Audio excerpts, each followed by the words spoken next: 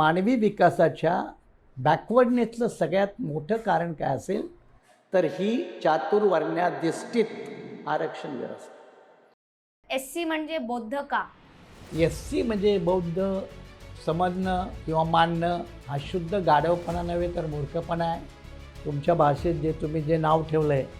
उपवर्गीकरण म्हणजे काय आणि आरक्षण म्हणजे काय हे जाणून घेऊया. बौद्ध समाज जो आहे तो पुढारलेला राहिलेला आहे, परंतु राजकारणात सुद्धा इतर जातीयांना किंवा इतर मागासवर्गीयांना सबकास्टला कुणी नेतृत्व करू दिलं नाही, कधी कुणी पुढे येऊ दिलं नाही, त्यांना दाबण्याचा प्रयत्न चालला. उपवर्गीकरणाच्या माध्यमातून वोट बँक पॉलिटिक्स करण्यामध्ये सगळेच राजकीय पक्ष आघाडीवर आहेत. मेन फ्रंटलाईन पॉलिटिकल पार्टीमध्ये काँग्रेस आहे, BJP आहे.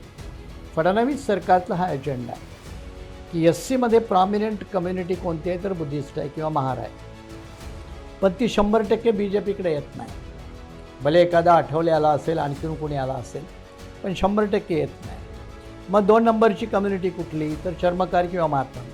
मग त्या कम्युनिटीला पुढे घ्यायचं असेल, हायलाईट करायचं असेल तर मग उपवर्गीकरणाचा अजेंडा त्यांनी वापरला. अण्णाभाऊ साठे हे आमच्या समाजाचे आहेत, म्हणून अण्णाभाऊ साठे हे फक्त आमचेच आहेत. तो समाज वेगळाच राहायला पाहिजे, आयसोलेट झाला पाहिजे, म्हणून प्रत्येक समाजाची वेगवेगळी प्रतीकं निर्माण केली जातात. महाराष्ट्रातल्या राजकारणासाठी मराठा आरक्षणाचा मुद्दा आला. मग मराठा आरक्षणाचाही मुद्दा संपुष्टात यायला लागला. त्यावेळेला आता उपवर्गीकरणाचा मुद्दा पुन्हा जागृत केला. पहिल्यांदा मराठा वर्सेस OBC, आता धनगर वर्सेस आदिवासी, आणि आता तिसऱ्या टप्प्यात आहे ते शेड्यूल कास्टमध्ये महार वर्सेस मातंग किंवा बौद्ध वर्सेस मातंग. हे फडणवीस सरकारचं टार्गेट आहे. हे लोकांनी समजून घेतलं तर फार बरं होईल.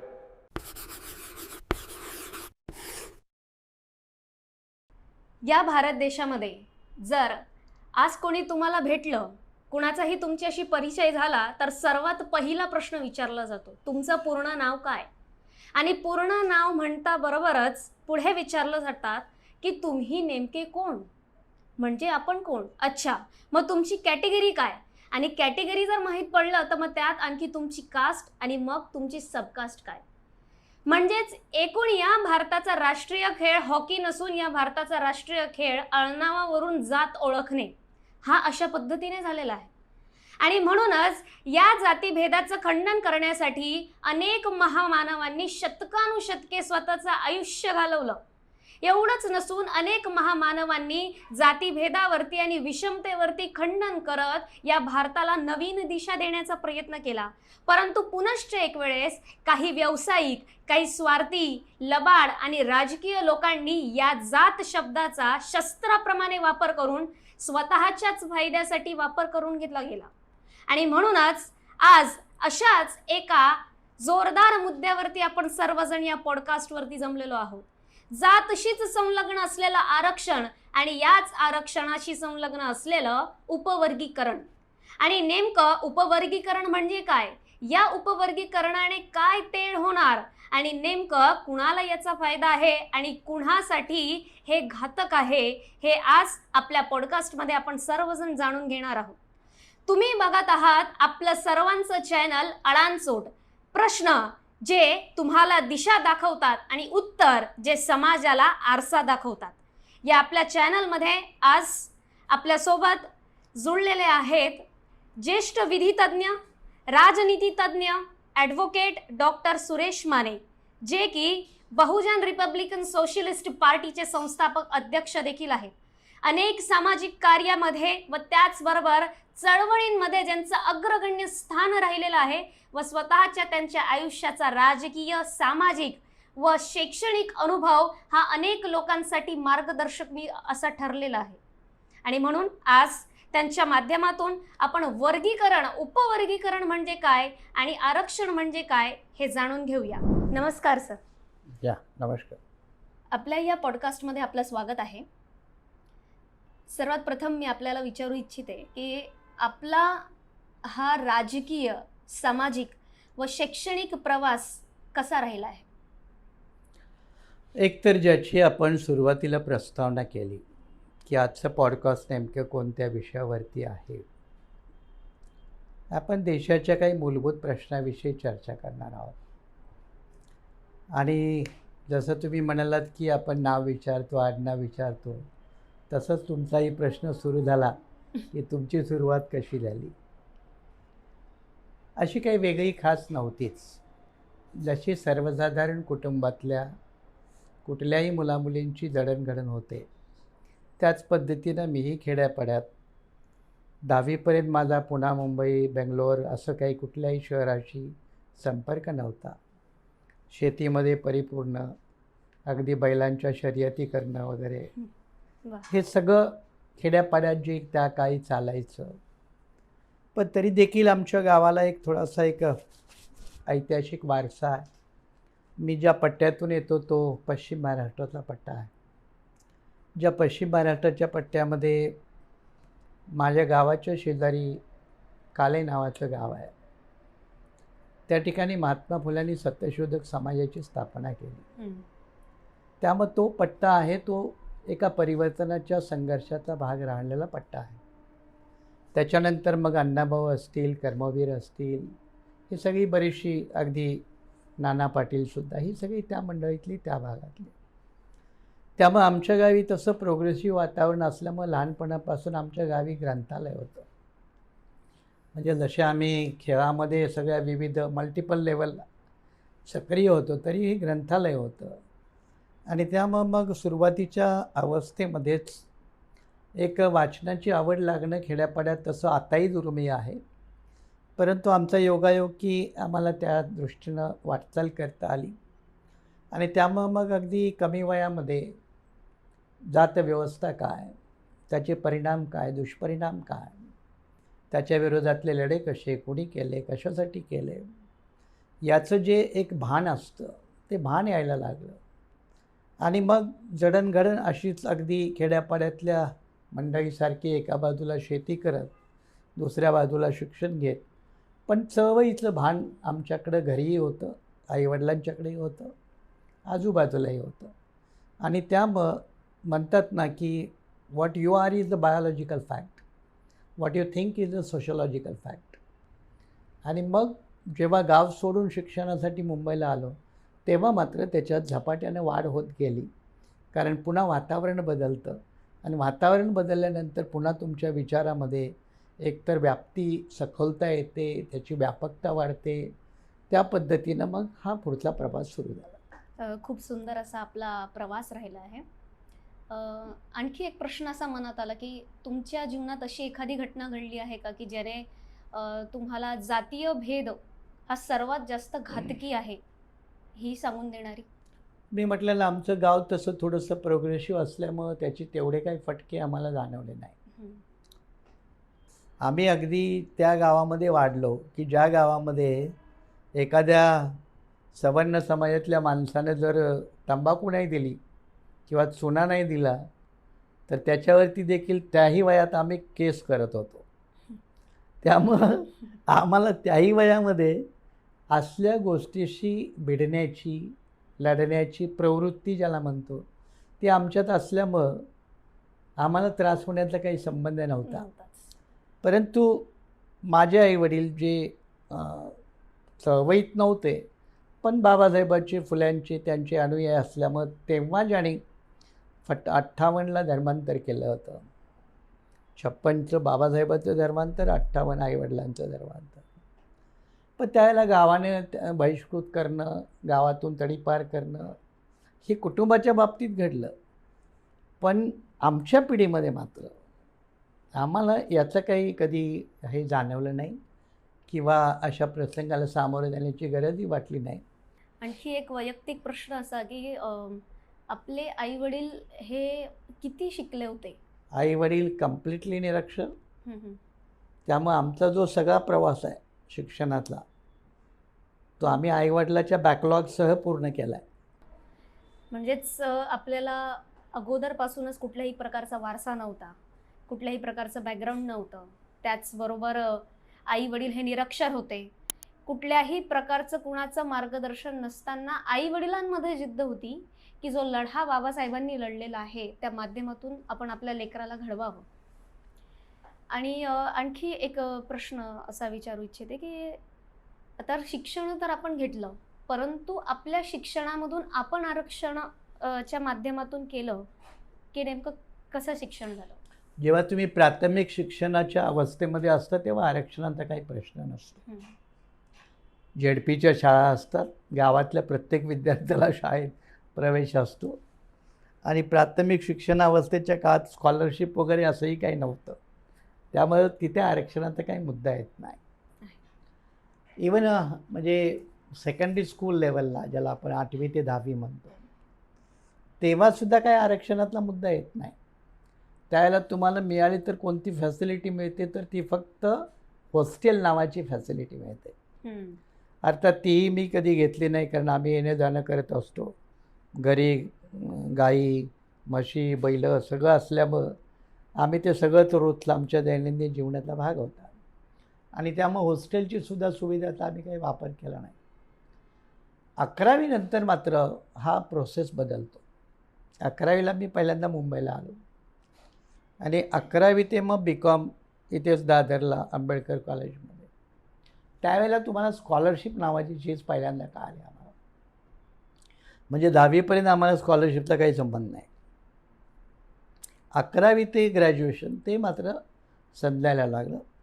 तेव्हासुद्धा माझं कॉलेजचं ॲडमिशन आहे मला वाटतं 79-80चं.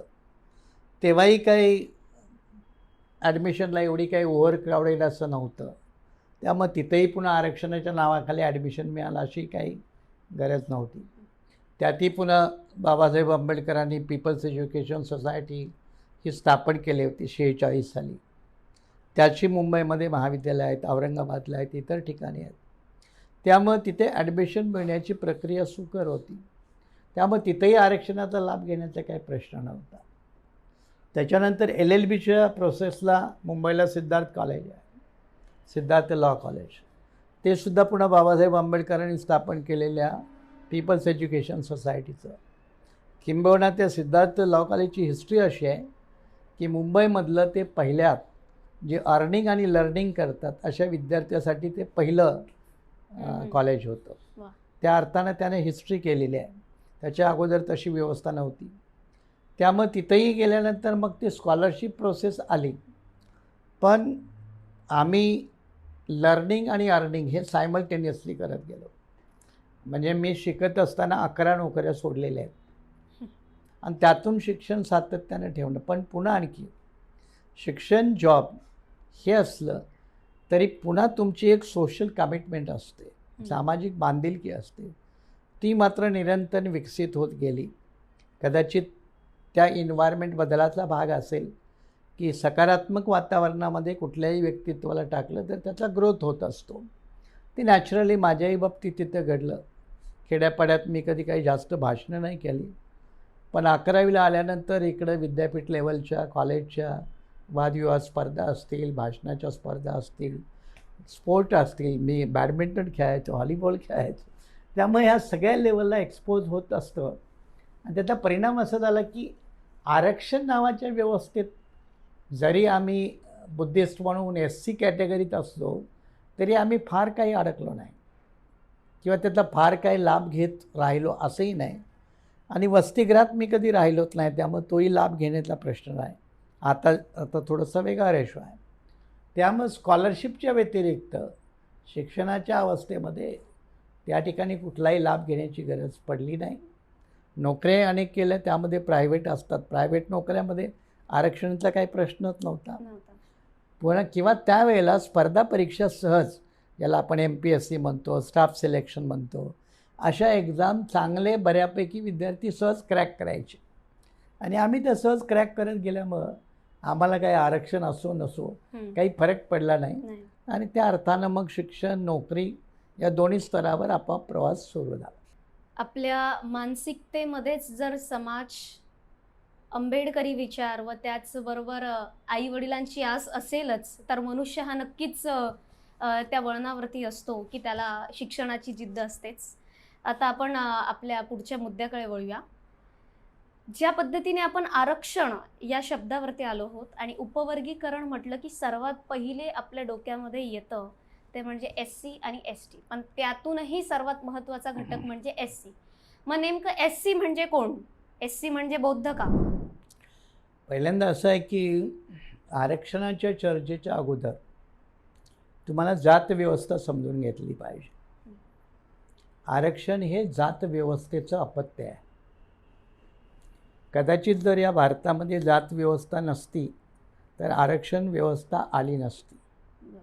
त्यामुळं कोणी जर म्हणत असेल की आरक्षण व्यवस्था ही राज्यघटनेची निर्मिती आहे तर ते अर्धवट मूर्खपणा आहे, अर्धवट शहाणपणा आहे, तो पूर्ण मूर्खपणा आहे. आरक्षण व्यवस्था याच्या निर्मिती पाठीमागं जात नावाची व्यवस्था आहे आणि जात उत्पत्तीची जननी कोण तर ती वर्णव्यवस्था आहे. आणि वर्णव्यवस्था समजून घेतल्याशिवाय जात समजून घेता येत नाही. आता वर्णव्यवस्था ढोबळपणे आपल्याला सगळ्याला माहीत आहे की पूर्वी हा एकंदरीत समाज 4 वर्गामध्ये विभागला होता. ब्राह्मण असतील, क्षत्रिय, वैश्य, शूद्र. आणि नुसता तो समाज विभागणी नव्हती तर त्याच्यामध्ये त्यांची कामं, कर्तव्य, जबाबदाऱ्या याची पण विभागणी आहे. आणि त्यामध्ये मग पहिल्यांदा आरक्षण येतं. त्यामुळे आरक्षणाची पुन्हा जननी कोण असा जर प्रश्न विचारला तर या देशातली वर्णव्यवस्था ही जननी आहे, मूळ ते आहे. काय केलं वर्णव्यवस्थेनं? ब्राह्मणासाठी शिक्षण रिझर्व ठेवलं, क्षत्रियासाठी डिफेन्स, संरक्षण रिझर्व केलं, वैश्यासाठी ट्रेड अँड कॉमर्स रिझर्व केला आणि शूद्र अतिशूद्रासाठी त्यांनी या तिन्ही वर्गाची सेवा करावी, स्लेवरी करावी, गुलामी करावी, या प्रकारचं त्यांना गुलामीचं आरक्षण दिलं. त्यामुळं आजच्या आरक्षणाची व्यवस्थेची मुळं जशी जात व्यवस्थेत आहे तशी ती वर्णव्यवस्थेत आहे. याचा अर्थ असा की या देशामध्ये आरक्षण नावाची व्यवस्था पहिल्यांदा जर कुणी आणली तर ती वर्णव्यवस्थेनं आणली. त्या वर्णव्यवस्थेतला परिणाम असा झाला की या देशावरती परकीय आक्रमणं खूप झाली, देश गुलाम झाला. कारण मुठभर क्षत्रियाशिवाय इतरांनी शस्त्राला हात लावायचा नाही. मग देश गुलामीत जाऊ नाही तर काही हो, परकीयाची आक्रमणं येऊ किंवा जाऊ त्यांना त्याच्याशी काही घेणे देणार नाही. का तर इतरांनी शस्त्राला हात नाही लावायचा. मग मुठभर क्षत्रिय लढले, समझोता केला, हारले, बाकी देश गेला. हे जे नुकसान इथल्या व्यवस्थेतलं प्रचंड मोठं वर्णव्यवस्थेने केलं. त्यामुळे अनेक विचारवंत, इतिहासकार, विश्लेषक भारताच्या मागासलेपणाला प्रमुखपणे जबाबदार कोण तर ही वर्णव्यवस्था आणि नंतर जाती व्यवस्था. आता ही वर्णव्यवस्था कुणाची उत्पत्ती पुन्हा मागं जावं लागतं तर वर्णव्यवस्था ही वैदिक संस्कृतीची उत्पत्ती. आता वैदिक आणि अवैदिकांचा संघर्ष या देशातला जुना आहे. एका बाजूला वैदिक आणि दुसऱ्या बाजूला अवैदिक. ज्या अवैदिकांची परंपरा चार्वाकापासून सुरू होते त्याला सगळ्यात मोठा जो बूस्टर आहे तो बुद्धाचा आहे, महावीराचा आहे, अनेकांचा आहे. त्याच्यानंतर मग 13व्या शतकामध्ये अगदी संत परंपरेतील रविदास असतील, कबीर असतील, नानक असतील, महाराष्ट्रामध्ये तुकाराम, नामदेव ही सगळी मंडळी असतील. तर हे मोठे बूस्टर त्याला मिळत गेले. त्यामुळे एका बाजूला ब्राह्मणी आरक्षण व्यवस्था ही वर्णव्यवस्थेच्या माध्यमातून कायम झाली आणि ती कायम राहिल्याचा परिणाम म्हणून आज जो भारतामध्ये मानवी विकास, ज्याला ह्युमन कॅपिटल आपण इंग्रजीत म्हणतो, त्या मानवी विकासाच्या बॅकवर्डनेसचं सगळ्यात मोठं कारण काय असेल तर ही चातुर्वर्ण्याधिष्ठित आरक्षण व्यवस्था. या आरक्षण व्यवस्थेनं इतराला शिकू दिलं नाही, इतरांना शस्त्र धरू दिलं नाही, इतरांना पैसा अडका गोळा करू दिला नाही. पर्यायानं एक प्रचंड मोठा मानवी समुदायाच्या उत्क्रांती आणि विकासाच्या प्रक्रियेपासून दूर राहिला आणि त्याचा परिणाम म्हणून जगामध्ये भारतातलं मानवी कॅपिटल, ह्युमन कॅपिटल, मानवी समुदाय, याला आजकाल आपण आधुनिक मॅनेजमेंटच्या भाषेमध्ये कॅपिटल म्हणतो, भांडवल म्हणतो, हे मागासलेपणात राहिलं जगाच्या तुलनेमध्ये. त्याचे परिणाम आपल्याला आजही भोगावे लागत आहेत आणि म्हणून ती आरक्षण व्यवस्था आली. त्याला काय म्हणतो आपण? ब्राह्मणी किंवा वैदिक चातुर्वर्ण्याधिष्ठित आरक्षण व्यवस्था, जी मुठभर ब्राह्मण, क्षत्रिय, वैश्य यांच्या हिताची होती, शूद्र अतिशूद्राच्या हिताची नव्हती. मग या पार्श्वभूमीवर या सगळ्याचं आकलन कुणाला झालं? पहिल्यांदा या आरक्षणाच्या संदर्भात आकलन पहिल्यांदा झालं ते महात्मा ज्योतिबा फुल्यांना. बुद्धाचं बंड वेगळं, 13व्या शतकातील नानक असतील, रविदास असतील, कबीर असतील, कुणी असतील, त्यांची बंड वेगळी, ते सामाजिक विद्रोह आहेतच. परंतु आरक्षणाच्या चौकटीमध्ये चातुर्वर्ण्याधिष्ठित ब्राह्मणी आरक्षण व्यवस्थेच्या विरोधात बहुजन वर्गाला आरक्षण व्यवस्था असली पाहिजे आणि त्या आरक्षण व्यवस्थेच्या माध्यमातून त्याला शिक्षण, शासन प्रशासन, सरकारी व्यवस्था, मान मर्यादेच्या जागा याच्यामध्ये भागीदारी मिळाली पाहिजे. हा पहिल्यांदा विचार महात्मा ज्योतिबा फुल्यांनी 19व्या शतकामध्ये मांडला. आणि ते महात्मा ज्योतिबा फुल्यांनी मांडला तेव्हा दोन गोष्टी लक्षात घेणं गरजेचं आहे. महात्मा ज्योतिबा फुले हे का मांडू शकले, तर त्यावेळेला ब्राह्मणी व्यवस्था थोडी खिळखिळी झाली होती. तिची जी काही पकड होती ती ढिली झाली होती आणि त्याला पहिल्यांदा छेद देण्याचं काम हे इंग्रजी कालखंडात झालं. खरं म्हणजे इंग्रजी शासन जेव्हा आलं तेव्हा बऱ्याचशा सुधारणांची सुरुवात झाली. त्या सुधारणेचा एक पहिला भाग होता 1813 साली ब्रिटिशांनी सर्वांसाठी एज्युकेशन खुलं केलं. म्हणजे या भारतभूमीमध्ये 1813च्या अगोदर शिक्षण ही मुठभर ब्राह्मण, जमीनदार, उच्चभ्रू यांची मक्तेदारी होती. त्याला सार्वजनिक शाळा नव्हत्या. 1813च्या अगोदर भारतामध्ये सार्वजनिक शाळा नव्हत्या. मग जमीनदार, राजे रजवाडे, ब्राह्मण हे परिवारामध्ये ते त्याच पद्धतीचे शिक्षक नेमून शिक्षण व्यवस्था राबवत होते.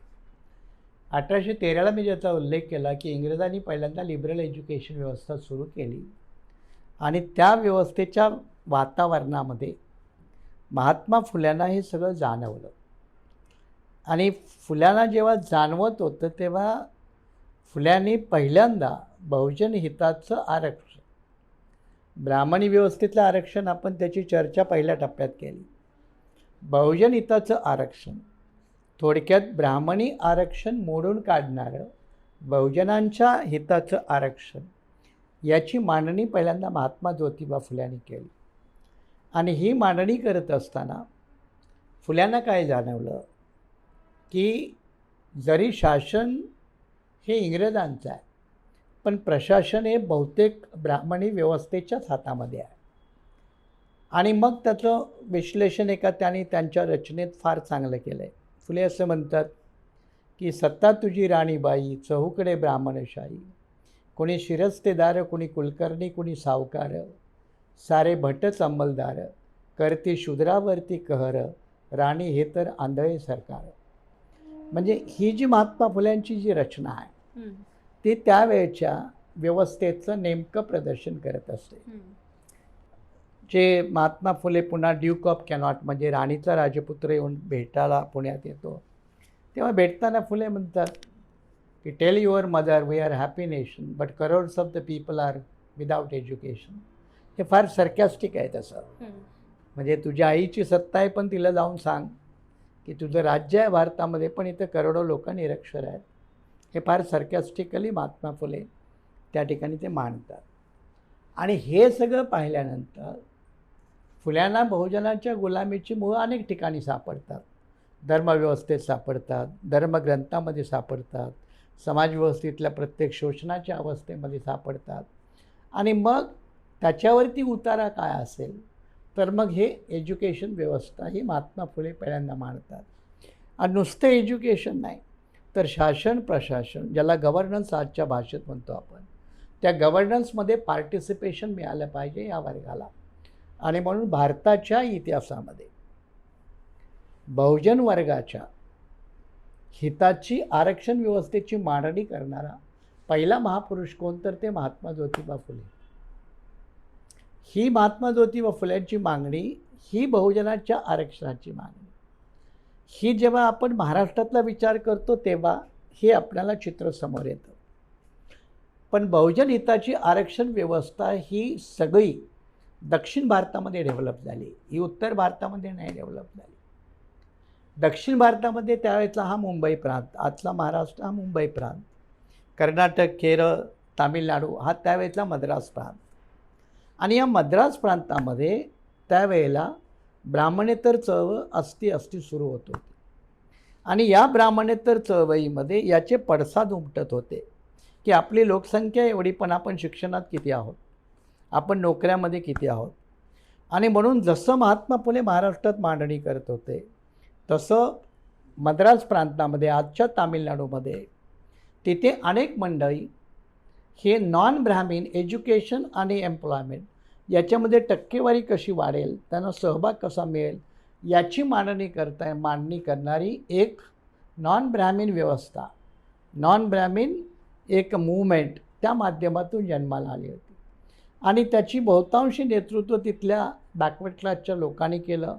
मग मला वाटतं 1815च्या दरम्यान नॉन ब्राह्मीण मॅनिफेस्टो हा ठिकाणी प्रकाशित झाला होता. आणि ते प्रकाशित करणारे वर्ग काही दलित वर्ग वगैरे नव्हते, म्हणजे त्यागराजा चेट्टियार वगैरे अशी मोठी मंडळी ही ज्याला आजच्या भाषेत आपण ओबीसी म्हणतो, ती शिक्षण आणि नोकऱ्या याच्यामध्ये आपल्याला हिस्सा मिळाला पाहिजे अशा प्रकारची मांडणी करत होते. म्हणजे महात्मा फुले महाराष्ट्रात, दक्षिण भारतामध्ये ही नॉन ब्राह्मीण मूवमेंट या दोन्ही एकाच वेळेला बहुजन वर्गाचं प्रतिनिधित्व वाढलं पाहिजे अशा पद्धतीची मांडणी करत होते. पण ही काय मंडळी सत्तेत नव्हती, मांडणी करत होते. म्हणजे एक आयडिओलॉजिकल फाउंडेशन या मंडळीने दिलं. पण या भारत नावाच्या देशामध्ये आरक्षण व्यवस्था बहुजनांच्या हिताची पहिल्यांदा जर कुणी राबवली तर ती 1902 साली छत्रपती शाहू महाराज कोल्हापूर. शाहूराजांनी ही आरक्षण व्यवस्था भारतामध्ये पहिल्यांदा आणली. आणि त्या आरक्षण व्यवस्थेमध्ये उच्चभ्रू 5 जाती जर सोडल्या, म्हणजे ब्राह्मण, पारशी, शेडवी आणि आणखी 1-2 आहेत, त्या 5 जाती जर सोडल्या तर इतर सगळ्यासाठी 50% आरक्षणाची व्यवस्था भारतामध्ये करणारा पहिला राजा हा राजर्षी शाहू. त्यामुळे शाहू राजा त्या अर्थानं, राजेशाही अर्थानं, त्यांना राजेशाहीच्या चौकटीत बंदिस्त नाही करत. म्हणून शाहूच्या बाबतीत डॉक्टर आंबेडकर असं म्हणतात की you are the pillar of social democracy, म्हणजे सामाजिक लोकशाहीचे तुम्ही आधारस्तंभ आहात. कारण जे महात्मा फुल्यांनी मांडलं ते शाहूराजे सत्यशोधक परंपरेतले असल्यामुळं, त्यांनी महात्मा फुल्यांना मांडल्यामुळं त्यांनी जे महात्मा फुले म्हणाले ते राबवलं, आपल्या राज्यामध्ये राबवलं. त्यांना फार मोठी किंमत द्यावी लागली, ब्राह्मण विरोध पत्करावा लागला. पुण्यामध्ये त्यावेळेला टिळक होते, त्यांच्याकडून विरोध पत्करावा लागला. खूप मोठा विरोध शाहूराजांनी सहन केला. त्यांच्यावरती जसं महात्मा फुल्यावरती प्राणांतिक हल्ले झाले तसे शाहूराजांना विष पाजून मारण्याचे प्रयोग झाले. हे सगळं सहन करत शाहूराजांनी 26 जुलै 1902ला पहिल्यांदा आरक्षण दिलं, ते 50%. त्याच्यानंतर योगायोग असा की त्यावेळेला म्हैसूर स्टेट एक वेगळं राज्य होतं. कारण त्यावेळेला बहुतेक सगळी राजेशवाई, 700-750 प्रिन्सलेस स्टेट म्हणजे राजे रजवाड्यांचे इलाके, त्यातला म्हैसूरचा एक राजा कृष्णदेव राजा वडियार, याचं नाव महाराष्ट्रात आपल्याला खूप काही माहिती नाही. शाहूराजे 1902ला देतात. आणि त्यानंतर म्हैसूर स्टेटमध्ये बॅकवर्ड क्लासेस या वर्गाचं शिक्षण आणि नोकऱ्यामध्ये प्रमाण कसं वाढेल यासाठी हे कृष्णदेवराव वडियार जे राजे होते त्यांनी जस्टिस मिलर कमिटी नेमली. जस्टिस मिलर हे इंग्रज जज होते, त्यांच्या आधिपत्याखाली एक कमिटी नेमली. आणि त्या कमिटीच्या माध्यमातून जो रिपोर्ट आला त्या रिपोर्टच्या आधारावरती 1924 साली म्हैसूर स्टेटमध्ये कृष्णदेवराव वडियार यांनी 75% आरक्षण दिलं. शाहूराजाचं 50, यांचं 75%. त्याच पद्धतीनं तिसऱ्या बडोदा स्टेट म्हणजे सयाजीराव गायकवाड. आणि सयाजीराव गायकवाड काही शिक्षणामध्ये बरचशी त्यांनी एक बहुजन वर्गाला एक वाव मिळेल अशी व्यवस्था केली. त्यामुळं आपल्या सयाजीराव गायकवाडांचा जो प्रदेश आहे आणि इतर गुजरातला जो प्रदेश आहे ह्याच्यामध्ये शिक्षणाची जी तफावत आहे त्याचं कारण आहे की सयाजीराव गायकवाडांना शिक्षणातलं महत्त्व कळालं. तेही फुले परंपराला मानायचे, तेही शाहूच्या प्रभावाखाली होते. आणि त्यांनी नोकऱ्यातून आरक्षण नाही दिलं, पण शिक्षणामध्ये बऱ्यापैकी काम केल्यामुळं ही शैक्षणिक व्यवस्था आस्ते वाढत गेली. तर याचा थोडक्यात अर्थ असा की फुले, शाहू, कृष्णदेवराव वडियार, सयाजीराव हे 4 राजे त्या काळातले यांनी बहुजन वर्गाच्या आरक्षण व्यवस्थेची चौकट मांडणी फार भक्कम केली आणि ती एवढी भक्कम केली आणि त्याच्यात सगळ्यात मोठं काम हे शाहूराजांचं आहे. शाहूराजांनी त्या काळी इतर वर्गासाठी प्रत्येक जातीनुसार शाळा काढल्या एक वेगळा आहे, पण त्यांनी सर्वासाठी एक शाळा काढली आणि सर्वासाठी एक शाळा असावी ही अमेरिकेमध्ये 1953पर्यंत चाललं नाही. अमेरिकेसारख्या प्रगत देशामध्ये ब्लॅक आणि व्हाईटच्या शाळा 1953पर्यंत वेगळ्या होत्या. हे अनेक लोकांना माहिती नाही. 1953च्या अमेरिकेच्या सुप्रीम कोर्टच्या एका निर्णयामुळं दोघांसाठी एक शाळा हे धोरण अमेरिकेमध्ये आलं. पण जे अमेरिकेत 1953 साली आलं ते 1817-15च्या दरम्यान शाहूराजांनी कोल्हापूर संस्थानामध्ये राबवलं. याचा अर्थ विजनरी शाहूराजा हा प्रचंड मोठ्या ताकदीचे होते आणि त्यामुळं बहुजनांची आरक्षण व्यवस्था फुले, शाहू, वडियार यांच्या माध्यमातून विकसित होत गेली. त्याला राजकीय स्तरामध्ये हे जे रूप आलं आरक्षण व्यवस्थेचं, त्याचं कारण असं झालं की मद्रास प्रांतामध्ये त्यावेळेला प्रत्येक प्रांताला प्रॉविन्स म्हणायचे आणि त्या प्रॉविन्समध्ये एक इम्पिरियल काउन्सिल असतं आणि त्या इम्पिरियल काउन्सिलमध्ये बहुतेक सगळे मेंबर हे ब्राह्मण असायचे.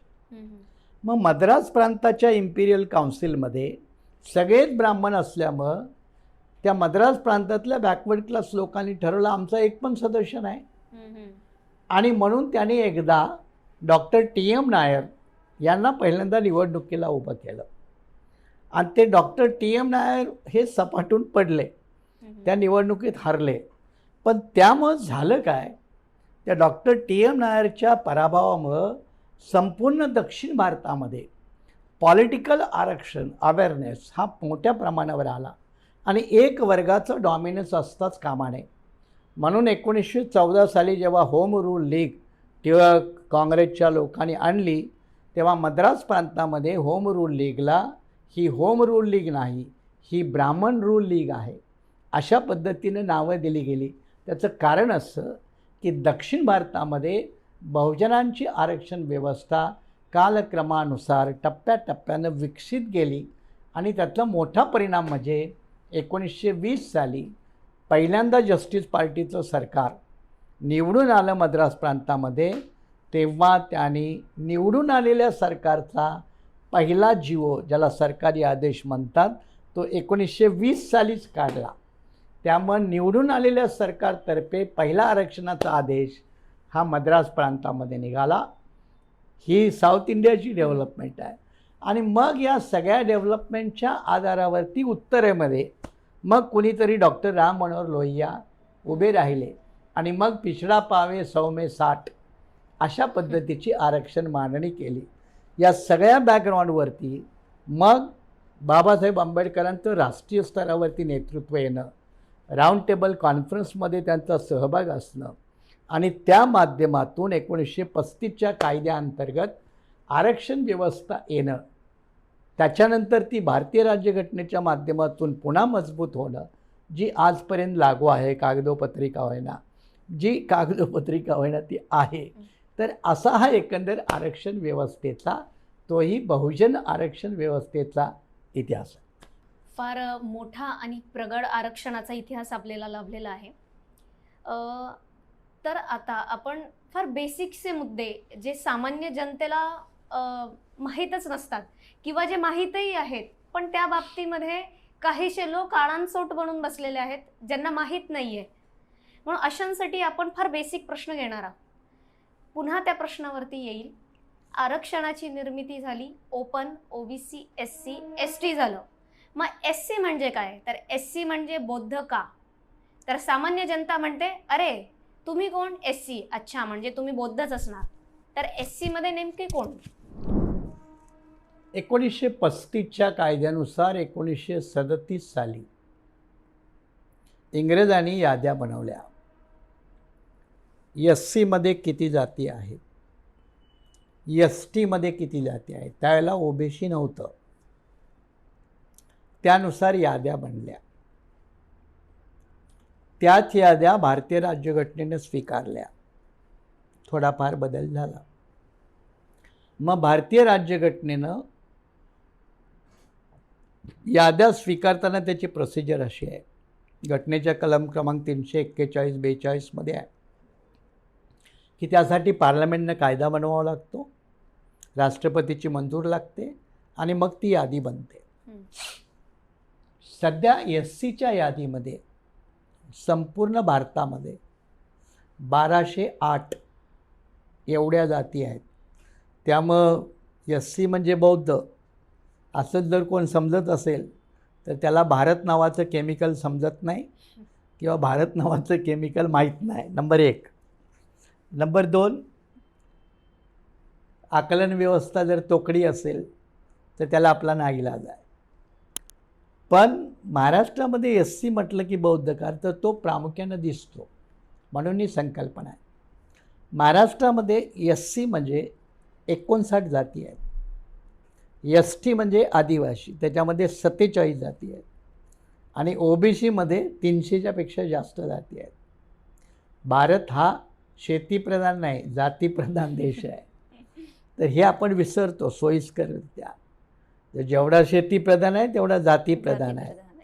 दुनियेमध्ये एवढं मानवी समुदायाचं विघटन कुठेही नाही, ज्याला फ्रॅगमेंटेशन म्हणतो, कुठेही नाही.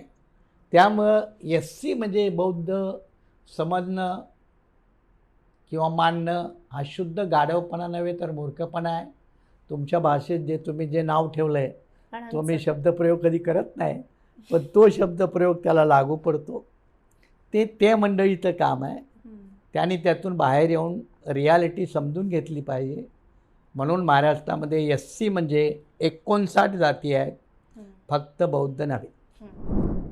अनेकांनी सांगताना अनेक न्यूज चॅनल्सवरती सुद्धा असं सांगितलं की उपवर्गीकरणाची याच्याकरता आवश्यकता आहे, कारण SC कॅटेगरीचं आकलन बार्टी नावाच्या संस्थेने केलं तर असं आढळून आलं की जास्तीत जास्त टक्केची जी संख्या आहे ती बौद्ध समाजानेच शिक्षण घेतलेलं आहे किंवा आरक्षणाचा फायदा घेतलाय.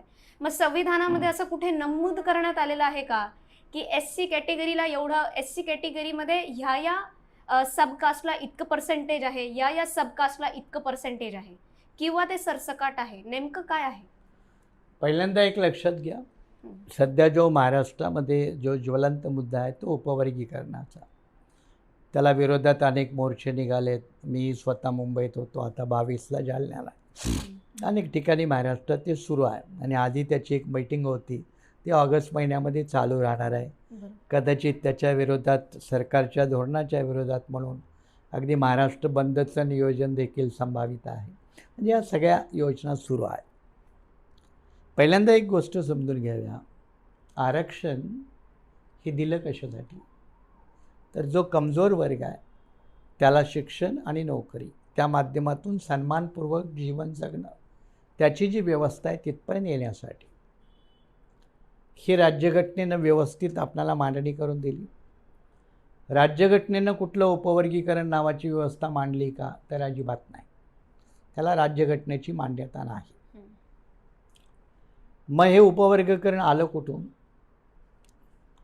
उपवर्गीकरण हे जरी सांगत असले की मागासवर्गीयामध्ये सुद्धा मागास आहेत म्हणून त्यांच्यासाठी एखादं वेगळी व्यवस्था, हे ऐकायला खूप गोंडस वाटतं, प्रथमदर्शनी कन्व्हिन्सिंग वाटतं.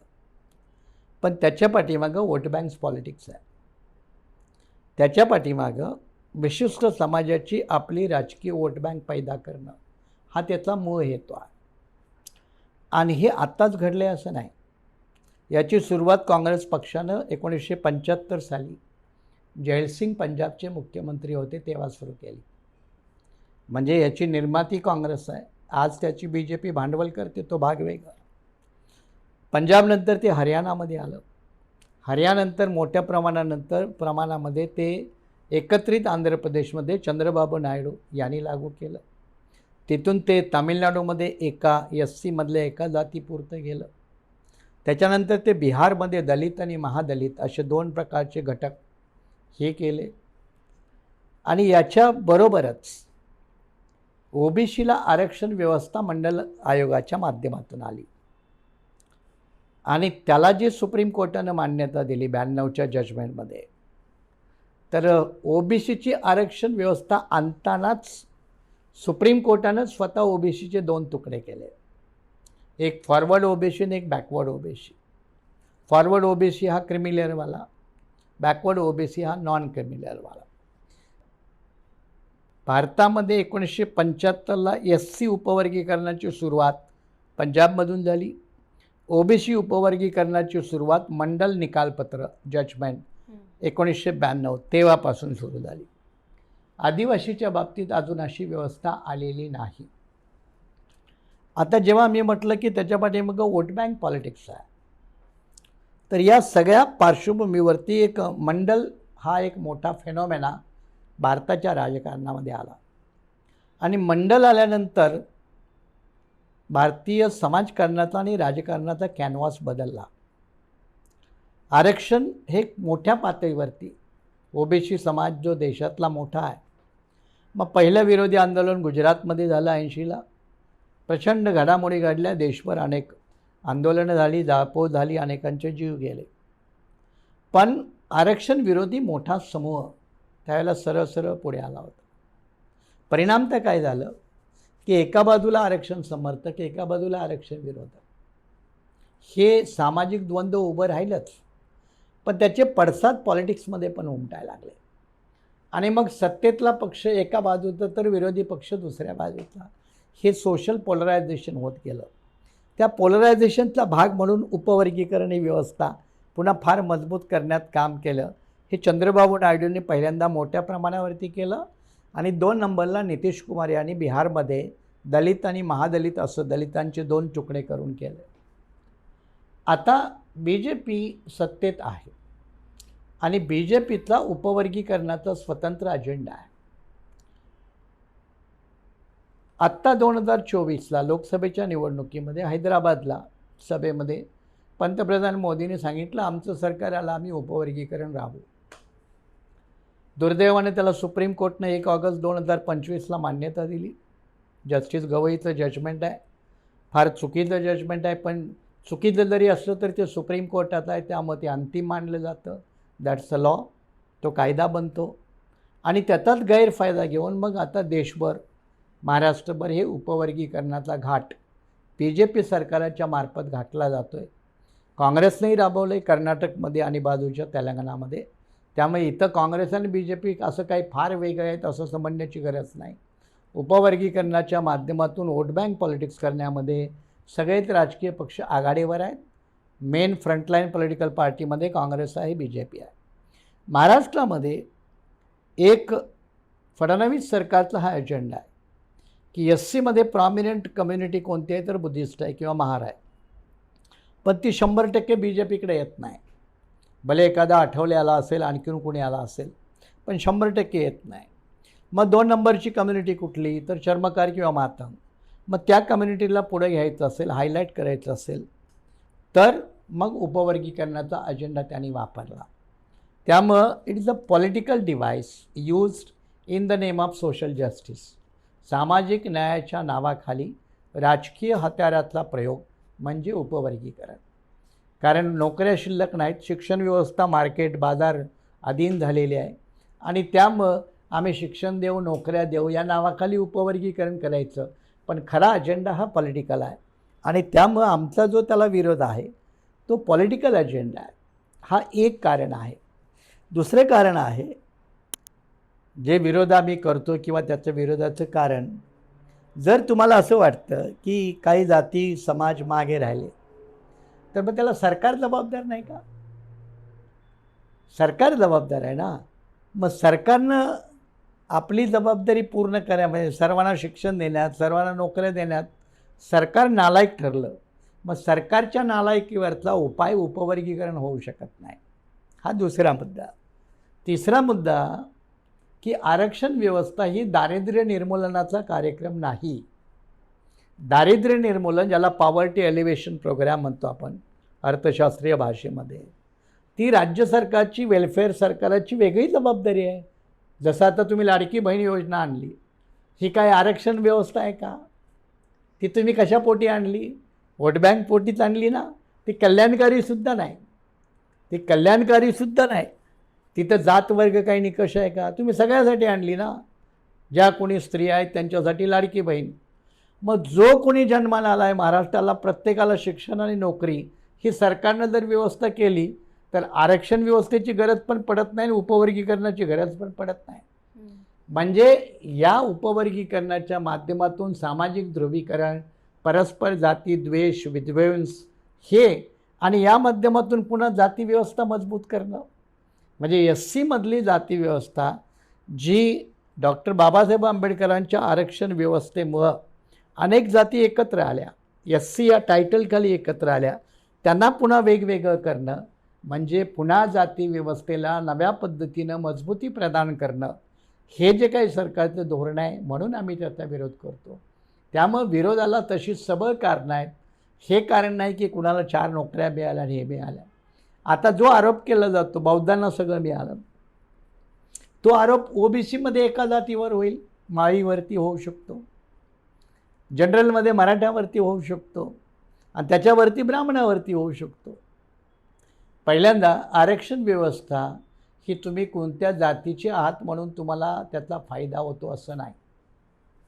तुम्हाला जर फायद्यासाठी पात्र व्हायचं असेल तर तुम्हाला शिक्षण घ्यावं लागतं.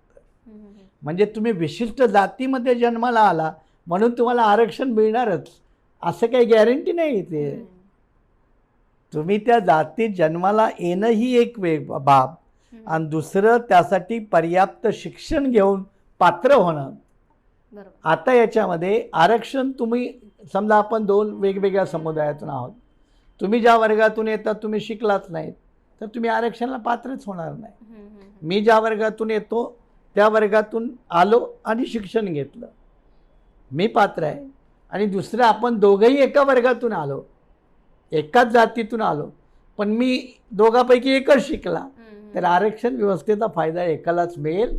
त्यामुळं विशिष्ट जातीमध्ये तुम्ही जन्माला आला म्हणून आरक्षण मिळतं हा जो काही समजण्याचा जो काही पुन्हा तुमच्या भाषेत जे टायटल आहे त्या टायटलनुसार ते होत नाही. की त्याच्यासाठी तुम्हाला पात्रता फेरी गाठावी लागते, मिनिमम कॉम्पिटन्सी करावी लागते. आता त्याच्यात जर मागं पडला तर तुम्ही सरकारला दोष दिला पाहिजे. ज्याने शिक्षण घेतलं त्याला तुम्ही दोष कसा द्याल? म्हणजे आज सगळेच जण ब्राह्मणांना दोष देत असतील तर तेही तुम्हाला संयुक्तिक मानता येणार नाही. ठीक आहे, पूर्वी वैदिक कालखंडामध्ये त्याने तुम्हाला शिक्षण नाही घेऊ दिलं म्हणून तुम्ही दोष दिला ब्राह्मणांना, ठीक आहे. पण आता तुमच्या पोरांनी उन्हाडक्या करत फिरायचं, टपोरीगिरीत करायचं, उत्तर भारतामध्ये कावड यात्रा करायचं, महाराष्ट्रामध्ये तुम्ही गणपतीमध्ये ढोल वाजवत बसायचं, हे तुम्ही आयुष्य असं उद्ध्वस्तपणे जगायचं आणि मग म्हणायचं आम्हाला आरक्षणाच्या माध्यमातून काही मिळालं नाही. तर हा निव्वळ बावळटपणा आहे तुमच्या भाषेतला तो. तर म्हणजे आपण असं समजू शकतो की संविधानामध्ये आरक्षणाची तरतूद करत असताना SC कॅटेगरीमध्ये असे कुठलेच 59 जातींना स्पेसिफिक पर्सेंटेज ठरवण्यात आलेले नाही. कुठल्याही SC साठी नाही, ST साठी नाही, OBC साठी नाही. हा सर्वात मोठा गैरसमज जो पसरवण्याचा प्रयत्न केला जातो की SC मध्ये याला इतके पर्सेंटेज, त्याला इतके पर्सेंटेज आणि म्हणून आम्ही मागे राहिलोय. हे एक निव्वळ संविधानाला बदनाम करण्याच्या हेतूने केले जाणारे आरोप आहेत किंवा एक आरक्षण विरोधक यांनी वेगवेगळी हत्यारे वापरली. मेरिट, यांच्याकडे मेरिट नसतं मग यांना केला कशाला द्या. या मेरिटची जेव्हा चर्चा करतो तेव्हा देश चालवणाऱ्यामध्ये दलित नाही ना, आदिवासी नाही ना, मग देश एवढ्या वाईट व्यवस्थेला गेला त्याला जबाबदार कोण? त्यांचं मेरिट काय? पण आरक्षण विरोधक जे आहेत ते सत्तेत आहेत आणि त्यामुळे त्यांचा आवाज radio, television, newspaper, electronic media तिथून तो येत असतो. त्यामुळे त्याचा एक मोठा आता अलीकडे सामान्य जनतेमध्ये आणखी असं पसरवण्यात येतं की बरं ठीक आहे SC मध्ये सरसकट आरक्षण मिळालेलं आहे पण तरी सुद्धा ही स्पेसिफिक सबकास्ट जी आहे ती खूप जास्त पॉवरफुल आहे. राजकारणामध्ये सुद्धा, चळवळीमध्ये सुद्धा प्रत्येक ठिकाणी फक्त हीच एक स्पेसिफिक जात किंवा हाच एक बौद्ध समाज जो आहे तो पुढारलेला राहिलेला आहे. परंतु राजकारणात सुद्धा इतर जातीयांना किंवा इतर मागासवर्गीयांना, सबकास्टला कुणी नेतृत्व करू दिलं नाही, कधी कुणी पुढे येऊ दिलं नाही, त्यांना दाबण्याचा प्रयत्न चालला. जे आता दिसतात ते थोड्याशा नोकऱ्या, थोड्याशा कुठेतरी मुवमेंट याच्या माध्यमातून दिसतं, राजकारणाच्या माध्यमातून. परिणाम तर होतं की आपल्याला वाटतं की यांना सर्व काही मिळालं. पण म्हणतात ना की जे समूह एक सामाजिक विद्रोह करतात, त्या विद्रोहाचं मूळ त्या व्यवस्थेत आहे समजून घेतात. त्या व्यवस्थेला बदलण्यासाठी विद्रोह करून जे पर्याप्त हत्यार आहेत, मग शिक्षण असेल, नोकऱ्या असेल, या सगळ्याचा वापर करतात. ते समूह कालप्रवाहात विकसित होणं स्वाभाविक आहे. आणि त्यामुळं महाराष्ट्रातला बौद्ध असेल, तामिळनाडूतला परय्या असेल, आपल्या आंध्र प्रदेशमधला माला असेल, हे त्या मार्गाने पुढे आले. मग ज्यांनी बाबासाहेब आंबेडकरांना नाही स्वीकारलं ते राहिले मागे. मग मातंग असो, चर्मकार असो, ढोर असो, वडार असो, बेलदार असो, किंवा अगदी 80मधली शेवटची 59वी तुरी नावाची जात आहे, त्यांना काय माहीत आहे बाबासाहेब नाव काय आहे. त्यामुळे ते साहजिकच. दुसरी एक गोष्ट समजून घ्या, बाबासाहेब स्वीकारणं याचा अर्थ व्यवस्थेला नाकार. आणि हे सगळ्यांना जमलं नाही, विशिष्ट समूहाला जमलं. का तर बाबासाहेब आंबेडकरांना पूर्ण स्वीकारणं म्हणजे त्यांची सांस्कृतिक भूमिका स्वीकारणं, आणि सांस्कृतिक भूमिका स्वीकारणं म्हणजे हिंदू धर्माचा त्याग करणं. हिंदू धर्माचा त्याग करणं. आणि जेव्हा हिंदू धर्माचा त्याग करणं आपण म्हणतो, तेव्हा विशिष्ट समुदायाने त्या भूमिका स्वीकारल्या. त्यातला पूर्वाश्रमीतला महार आणि आजचा बौद्ध. म्हणून त्यांनी ते गंडे दोरे, घरातले देवदेवारे काढून बोऱ्या बिस्तारा बांधून विहिरीमध्ये टाकले आणि शाळेचा रस्ता धरला. म्हणजेच आपल्या मते उपवर्गीकरण हे एक प्रकारे मिथ आहे. उपवर्गीकरण हा तुम्हाला जो रोग वाटतो त्या रोगापेक्षा भयंकर औषध आहे. त्यामुळे उपवर्गीकरण हा मार्ग नव्हे. उलट उपवर्गीकरणाच्या माध्यमातून तुम्ही सामाजिक ध्रुवीकरण करताय. इथं ध्रुवीकरण करताय म्हणालं ना, तेव्हा RSS BJPला पण 2 प्रश्न विचारू, ते फार महत्त्वाचे आहेत. त्यांना सामाजिक समरसता हवी आहे. उपवर्गीकरण करून तुम्ही सामाजिक समरसता कशी आणाल जरा सांगा. भागवत वगैरे कोणीही सांगावं. हा एक प्रश्न आहे. दुसरं, BJP RSSवाले नेहमी राष्ट्र राष्ट्र बोलत असतात. जाती जिवंत ठेवून, उपजाती जिवंत ठेवून, त्यांना मजबूत करून, जात उपजातीचा वर्गीकरणाच्या आधारावर, उपवर्गीकरणाच्या आधारावर भेदाभेदाचा समाज पैदा करून तुम्ही भारताला राष्ट्र कशी बनवणार, याचं उत्तर BJP संघवाल्यांनी द्यावं. बरोबर. अर्थात ते त्यांच्याकडे नाही, पण त्यांना सत्ता हवी आहे. त्याच्यासाठी राजकारणाचा भाग उपवर्गीकरण. मग एकंदरीत आपण असं म्हणू शकतो की अगोदरपासून हे जे यांचं घडामोडी चालू आहे की एक हिंदू धर्माला वाचवायचा आहे हा मुद्दा झाला. मग नंतर तो मुद्दा संपल्यानंतर राम मंदिराचा मुद्दा आला. मग राम मंदिराचा मुद्दा संपला म्हणून महाराष्ट्रातल्या राजकारणासाठी मराठा आरक्षणाचा मुद्दा आला. मग मराठा आरक्षणाचाही मुद्दा संपुष्टात यायला लागला. त्यावेळेला आता उपवर्गीकरणाचा मुद्दा पुन्हा जागृत केला. नाही, खरं फार महत्त्वाचं आहे, समजून घेणं गरजेचं आहे. आपल्या या सगळ्या चर्चेतून महाराष्ट्रातल्या लोकांनी समजून घेतलं तर बरं होईल. या BJP सरकारनं, काँग्रेसनंही काही अंशी, पहिल्यांदा OBC वर्सेस मराठा आरक्षणाचं निमित्त लावली भांडणं. ते भांडण मिटत नाही, अजूनही मिटलेलं नाही. मग धनगर विरुद्ध आदिवासी, तेही अनेक वर्ष चालू आहे. सुप्रीम कोर्टाने जजमेंट दिली, मराठ्यावरती दिलं, धनगरावरती दिलं. पण आम्हाला वोट बँकेचं पॉलिटिक्स करायचं आहे, आम्ही चालू ठेवलं. पहिल्यांदा मराठा वर्सेस OBC, आता धनगर वर्सेस आदिवासी, आणि आता तिसऱ्या टप्प्यात आहे ते शेड्यूल कास्टमध्ये महार वर्सेस मातंग किंवा बौद्ध वर्सेस मातंग. हे फडणवीस सरकारचं टार्गेट आहे. हे लोकांनी समजून घेतलं तर फार बरं होईल. असं म्हणू शकतो की भारतातला सर्वात खतरनाक आणि जोखमीचं टार्गेट म्हणजे SC कॅटेगरी आहे. कारण डॉक्टर बाबासाहेब आंबेडकरांनी विचार केलेला होता की सर्व मागासवर्गीयांची जर युनिटी असेल तरच त्यांना कुठेतरी जाऊन त्यांना न्यायाची अपेक्षा करता येईल. हा मुद्दा आणखी एक फार पूरक आणि महत्त्वाचा आहे. बाबासाहेब आंबेडकरांचं 25 नोव्हेंबर 1949चं लखनौमधलं भाषण आहे. घटना 50ला आली आणि त्या भाषणात 49च्या बाबासाहेब असं म्हणाले की संविधान लवकरच येईल, त्यातून तुम्हाला SC ST OBCला काही अधिकार मिळतील, पण ते अधिकार टिकवण्यासाठी तुम्हाला सगळ्यांना एकत्रित यावं लागेल. त्या अर्थानं बाबासाहेबांनी राज्यघटनेच्या माध्यमातून देशातल्या 6,000पेक्षा जास्त जातींना 3 वर्गामध्ये आणलं. एक वर्ग SCचा, एक वर्ग STचा, एक वर्ग OBCतला. खऱ्या अर्थानं कास्ट टू क्लास हा प्रवास बाबासाहेब आंबेडकरांनी आरक्षण व्यवस्थेतून राज्यघटनेच्या माध्यमातून हा नव्यान पद्धतीनं आणला. खरं म्हणजे हे कन्सॉलिडेशन होतं. आता अनेकांना त्याचं पुन्हा विघटन हवं आहे. पुन्हा 54 साली बाबासाहेब राज्यसभेत आहेत आणि 54 सालचं त्याचं एक राज्यसभेतलं भाषण आहे. त्यात ते असं म्हणतात, आरक्षणापाठीमागं माझ्या 2 भूमिका आहे. नंबर 1, यांना ब्रेड बटर मिळावं, सहभाग मिळावा शासन प्रशासनामध्ये. पण दुसरं जे म्हणतात की आरक्षणाच्या माध्यमातून का होईना पण हे आरक्षणसाठी एकत्र येतील. परिणामतः SC एकत्र आले, ST एकत्र आले, OBC एकत्र आले. ही जी नवीन समाजाची इंटिग्रेटेड प्रोसेस आंबेडकर करत होते ना, बाबासाहेब जे घडवत होते ना, ते अनेकांना दिसत नव्हतं. आजही अनेकांना दिसत नाही. पण अनेक लोकांना ते इंटिग्रेशन नको पण आहे. कारण त्याच्या पाठीमागे त्यांचा राजकीय स्वार्थ आहे. अगदी ओपनपणे राजकीय स्वार्थ निहित आहे, प्रेरित आहे आणि त्यामुळे त्यांना नको आहे. म्हणून खरं म्हणजे की आरक्षणामध्ये सगळ्याची भागीदारी असावीच ना व्यवस्थेमध्ये.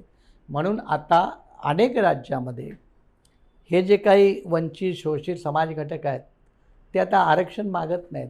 ते नारा बदलला त्यांचा. अभी आरक्षण नहीं, हमें देश के संसाधनों में हिस्सेदारी चाहिए. आणि हिस्सेदारी चाहिए म्हणजे मग जमीन असेल तर त्याच्यात हिस्सेदारी हवी, इंडस्ट्री असेल तर इंडस्ट्रीमध्ये, देशाच्या संसाधनामध्ये. म्हणजे हा कॅनव्हास तर फार मोठा जाईल आणि त्याला कांशीरामजींनी मोठं रूप दिलं. ज्या कांशीरामजीच्या तालमीत मी सुरुवातीपासून म्हणजे विद्यार्थी दशेपासून ते अगदी मोठ्या अवस्थेपर्यंत म्हणजे राष्ट्रीय महासचिव अगदी 13-14 राज्याचा प्रभारी इथपर्यंत हा जो काळ आहे त्याच्यात कांशीरामजींनी हा नारा पुढे आणला होता की जिसकी जितनी संख्या भारी उतनी उसकी भागीदारी, उसकी उतनी हिस्सेदारी. थोडक्यात म्हणजे देशातल्या प्रत्येक समूहाला त्यांच्या लोकसंख्येच्या तुलनेमध्ये भागीदारी मिळाली पाहिजे, तेव्हाच समतेचा समाज निर्माण होईल. पण तुम्ही भागीदारी मिळण्यासाठी एकत्र आलेल्यांना पुन्हा तोडून जर करत असाल तर ज्याची 1% लोकसंख्या नाही त्याला काय मिळेल, ज्याची 0.5% लोकसंख्या आहे त्याला काय मिळेल. त्यामुळं पुन्हा तुम्ही विषमतावादी व्यवस्थेकडे जाल. त्यामुळं भारतीय राज्यघटनेनं जे कन्सॉलिडेशन केलं आहे, एकत्रीकरण केलं आहे, त्याच्या पाठीमागची भूमिका न समजून घेणं म्हणजेच उपवर्गीकरण लागू करणं. बरोबर. आता आणखी एक प्रश्न असा की उपवर्गीकरण अजून लागलेलं नाही, परंतु उपवर्गीकरण नसताना जो समस्त SC हा समुदाय आहे त्याच्यामधल्या ज्या सर्व सबकास्ट आहेत त्याच्यामध्ये आतापर्यंतचा रोटी बेटी व्यवहार कसा राहिला आहे? एक आहे की पुन्हा बघा, पुन्हा मी त्या 25 नोव्हेंबर 1949 पुन्हा बाबासाहेब आंबेडकरांचं भाषण लखनौ त्याचा रेफरन्स आहे. त्या भाषणात बाबासाहेब आंबेडकर म्हणाले की तुम्ही परस्परामध्ये रोटी बेटी व्यवहार केला नाही तरी चालेल, कारण तुम्हाला सामाजिक रूढी परंपराचे बंधन आहेत.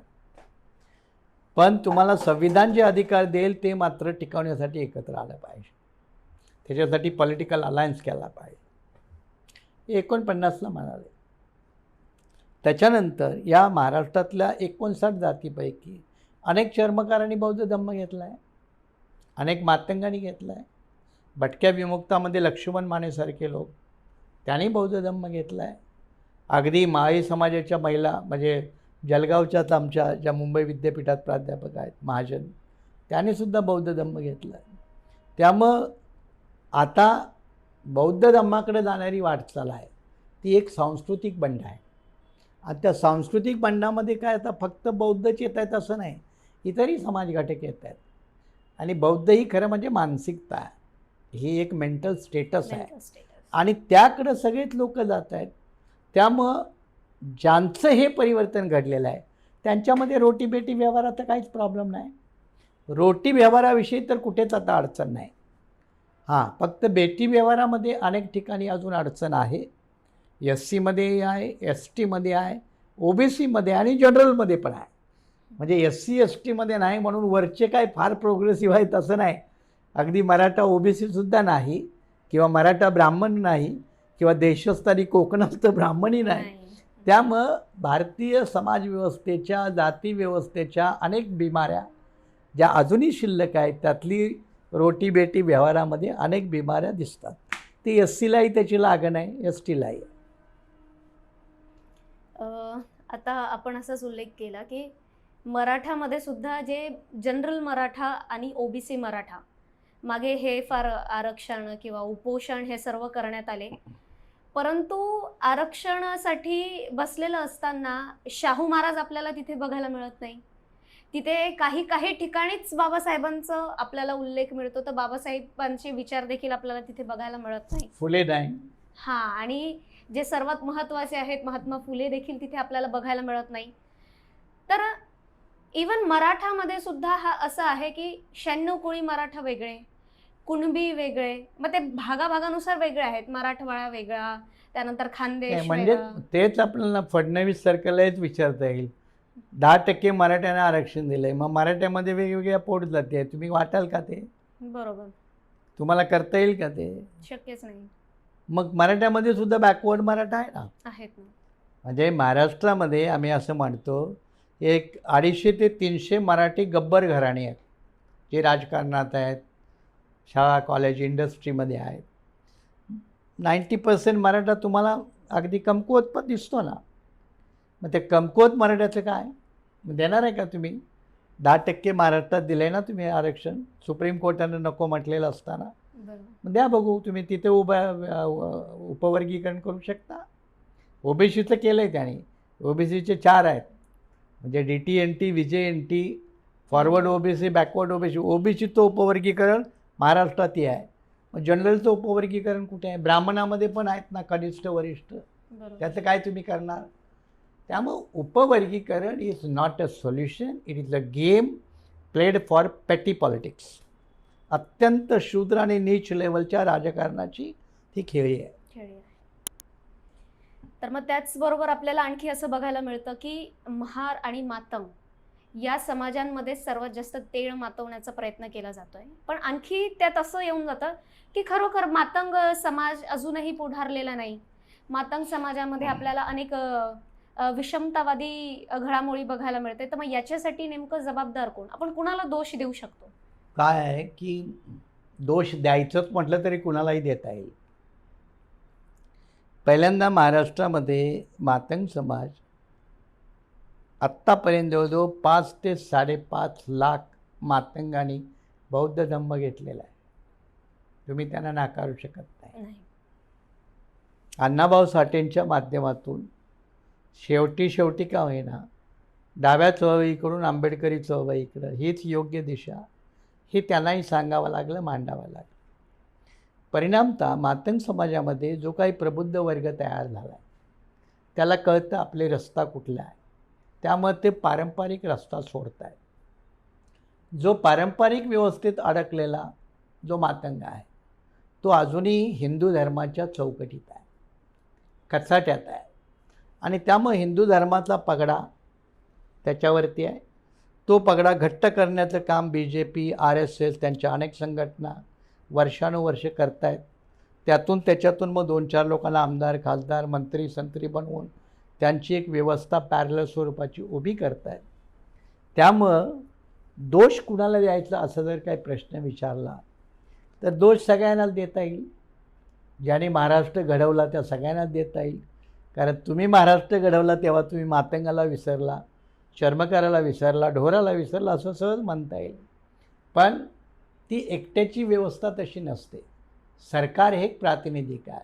तुमच्या समाजव्यवस्थेमध्येच मूलभूतरित्या तुमच्या शासन प्रशासनाच्या व्यवस्थेमध्येच शिक्षणाची पाळंमुळं नसणं, नोकऱ्याची व्यवस्था नसणं हे बॅकवर्डनेसचं लक्षण आहे. त्यामुळं व्यवस्थाही तुम्हाला सरकू देत नाही आणि शासन व्यवस्थाही पुढं सरकू देत नाही.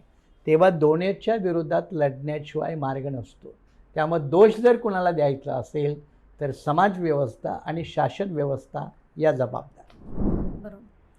अण्णाभाऊ साठे हे असे महामानव झालेत ज्यांच्यावरती लहानपणापासूनच बाबासाहेबांचा प्रभाव राहिलेला आहे. त्यानंतर त्यांनी कार्ल मार्क्स यांचा प्रभाव देखील त्यांच्यावरती असलेला आहे. परंतु आज आपल्याला बघायला मिळतंय की अण्णाभाऊ साठे हे आमच्या समाजाचे आहेत, म्हणून अण्णाभाऊ साठे हे फक्त आमचेच आहेत आणि म्हणून आम्ही अण्णाभाऊ साठेंना आम्ही मानतो. परंतु अण्णाभाऊ साठेंच्या विचारांचा प्रभाव मात्र समाजावरती आपल्याला बघायला मिळत नाही. कसं आहे की अण्णाभाऊ साठेंची प्राथमिक जडणघडण डाव्या चळवळीतली आहे. नंतर डाव्या चळवळीवरून त्यांचा मोहभंग झाला. स्वतः ते अमरावतीच्या जेलमध्ये राहिले 6 महिने. कुठल्या डाव्या लोकांनी त्यांना मदत नाही केली. अनेक कारणं आहेत. त्यातलं एक उदाहरण मी सांगितलं. त्यांच्या मुलीने कलापथकात काम करावं की न करावं अण्णाभाऊंना वाटत होतं नाही करावं. अनेक प्रश्न आहेत तसे. आणि मग नंतर अण्णाभाऊ हे आंबेडकरी चळवळीकडे झुकतात. तर त्यांचा उत्तरार्ध आहे. आता कसं आहे की आपल्या देशामध्ये अलीकडं राम हा एक सिम्बॉल वापरला जातो, प्रतीक. त्याचं प्रतीकाचं समाजकारण आणि प्रतीकाचं राजकारण हे आपल्या भारतामधील फार जुनी गोष्ट आहे. प्रत्येक वर्गाची समाजाची काहीतरी प्रतीक आहे. कालक्रमानुसार ती बदलतात. अगदी देवसुद्धा बघा, विशिष्ट समाजाचे विशिष्ट देव, जे देवातसुद्धा मोनोपोली आहे. म्हणजे तेही आरक्षणच आहे. या जातीचे हेच देव, त्या जातीचे हे देव. बरं, कुणाचे देव कसे असावेत, त्यांचा रंग काय असावा, हे सुद्धा. म्हणजे इथं एवढी भयानक स्वरूपाची विविधता आहे ज्याच्यामध्ये सगळ्या बिमारीची रूपं सापडतात. आता या प्रतीकाच्या समाजकारणात राजकारणामध्ये अण्णाभाऊ काय बाबासाहेब पण येतात, शिवाजी महाराज नाही येत का? वल्लभभाऊ पटेल जे काँग्रेसमध्ये आयुष्यभर गेले, ज्याने संघावरती बंदी आली, त्यांचं प्रतीक संघवाले आता सध्या करतायत, वापरतायत. म्हणजे प्रतीकाच्या समाजकारणात आणि राजकारणामध्ये सोयीस्कर प्रतीकं निर्माण केली जातात, त्याचा वापर केला जातो. मग त्यामुळं मातंग समाजामध्ये एक वेगळा आत्मसन्मान किंवा वेगळं भान निर्माण करणं, मग त्याच्यासाठी प्रतीकाचा वापर, मग अण्णाभाऊ हे तुमचं प्रतीक. खरं तर अण्णाभाऊची जयंती असेल, महात्मा फुल्यांची जयंती असेल, हे जे इवन प्रबोधनकार ठाकरेची जयंती असेल, हे कोण करतं? हे फुले शाहू आंबेडकरी चळवळीत तयार झालेले समूह करतात. आणि त्या समूहात बौद्ध हा अग्रस्थानी असतो. अण्णाभाऊच्या जयंती, शिवरायाची जयंती, फुल्यांची जयंती, अगदी या सगळ्यांची, गाडगे महाराज असो, सगळ्यांची हा बौद्ध समाजच करत असतो. त्याचं कारण असं की तो विचाराच्या एका ताकदीमुळं तो लिबरल एन्व्हायरमेंटमध्ये येतो. त्यामुळे तो भेदाभेद करत नाही की अण्णाभाऊ तुमचा आहे किंवा गाडगे महाराज परीट समाजाचे आहेत किंवा नामदेव शिंपी समाजाचे, असं नाही करत तो उलट हे परिवर्तनाच्या लढ्यातील सर्व, ब्राह्मणवादाच्या विरोधातील लढाईतील सर्व म्हणून त्यांना तो स्वीकारतो. आणि हे जे आहे ना समीकरण, तेच इथल्या सत्ताधारी आणि समाज धोरणाला नको आहे. म्हणून तो समाज वेगळाच राहिला पाहिजे, आयसोलेट झाला पाहिजे. म्हणून प्रत्येक समाजाची वेगवेगळी प्रतीकं निर्माण केली जातात. उदाहरणार्थ गुजरातमध्ये वेगळी प्रतीकं आहेत. अगदी नावंसुद्धा नावं म्हणजे भूमिपुत्र, तुम्ही कोण भूमिपुत्र, तुम्ही कोण सागरपुत्र, सागरपुत्र म्हणजे कोली. म्हणजे ह्या ज्या काही संकल्पना राबवल्या जातात ते समाज ध्रुवीकरणाचं काम आणि त्याच्यासाठी प्रतीकं वापरणं. मग महापुरुषाचा उपयोग त्याच्यासाठी. महाराष्ट्रामध्ये आंबेडकर आणि शिवाजी हे सगळ्यात मोठं उदाहरण आहे. शिवाजीचं मोनोपलायझेशन एका बाजूला आहे, बाबासाहेबांचं मोनोपलायझेशन दुसऱ्या बाजूला आहे. दोघांनाही वाटतं ही आपलीच प्रॉपर्टी आहे आणि आपलीच गॅरंटी आहे, त्यामुळे त्याच्यावरती कोणी आक्रमण केलं तर ते अस्वस्थ होतात. तीच बाब मातंग समाजामध्ये निर्माण करणं, त्याच्यासाठी लहोजी वस्ताद साळवे, त्याच्यासाठी अण्णाभाऊ साठे यांचा प्रतिमाचा वापर. आता सध्या आपण ज्या उपवर्गीकरणाच्या बाबतीमध्ये बघतोय, तर काहीशा पॉझिटिव्ह गोष्टीसुद्धा समाजामध्ये दाखवण्याचा प्रयत्न केला जातोय. जसं की आतापर्यंत इतर मागासवर्गीयांना, काहीशा ठराविक मागासवर्गीयांपेक्षा कधीही लोकसभा, विधानसभेमध्ये प्राधान्य देण्यात आलेलं नाही. तर मग नेमकं ते प्राधान्य त्यांना देण्यात येईल. जर उपवर्गीकरण झालं तर त्याचा त्यांना फायदा होईल.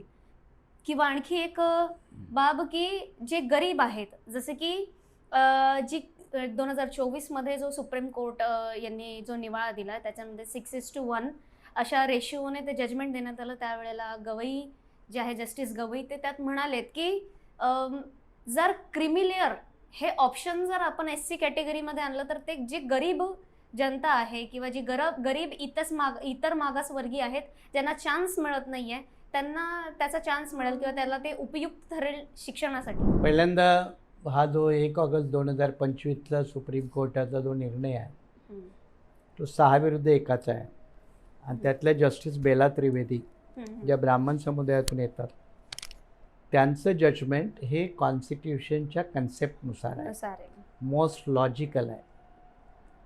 किंबहुना इतर 6 न्यायमूर्तींनी त्यातल्या प्रमुख न्यायमूर्ती गवई यांनी घटनेच्या माध्यमातून निर्णय देण्यापेक्षा भारतीय जनता पार्टीच्या दृष्टिकोनातून निर्णय दिला असा आरोप करण्यास शक्यता आहे. नंबर 1.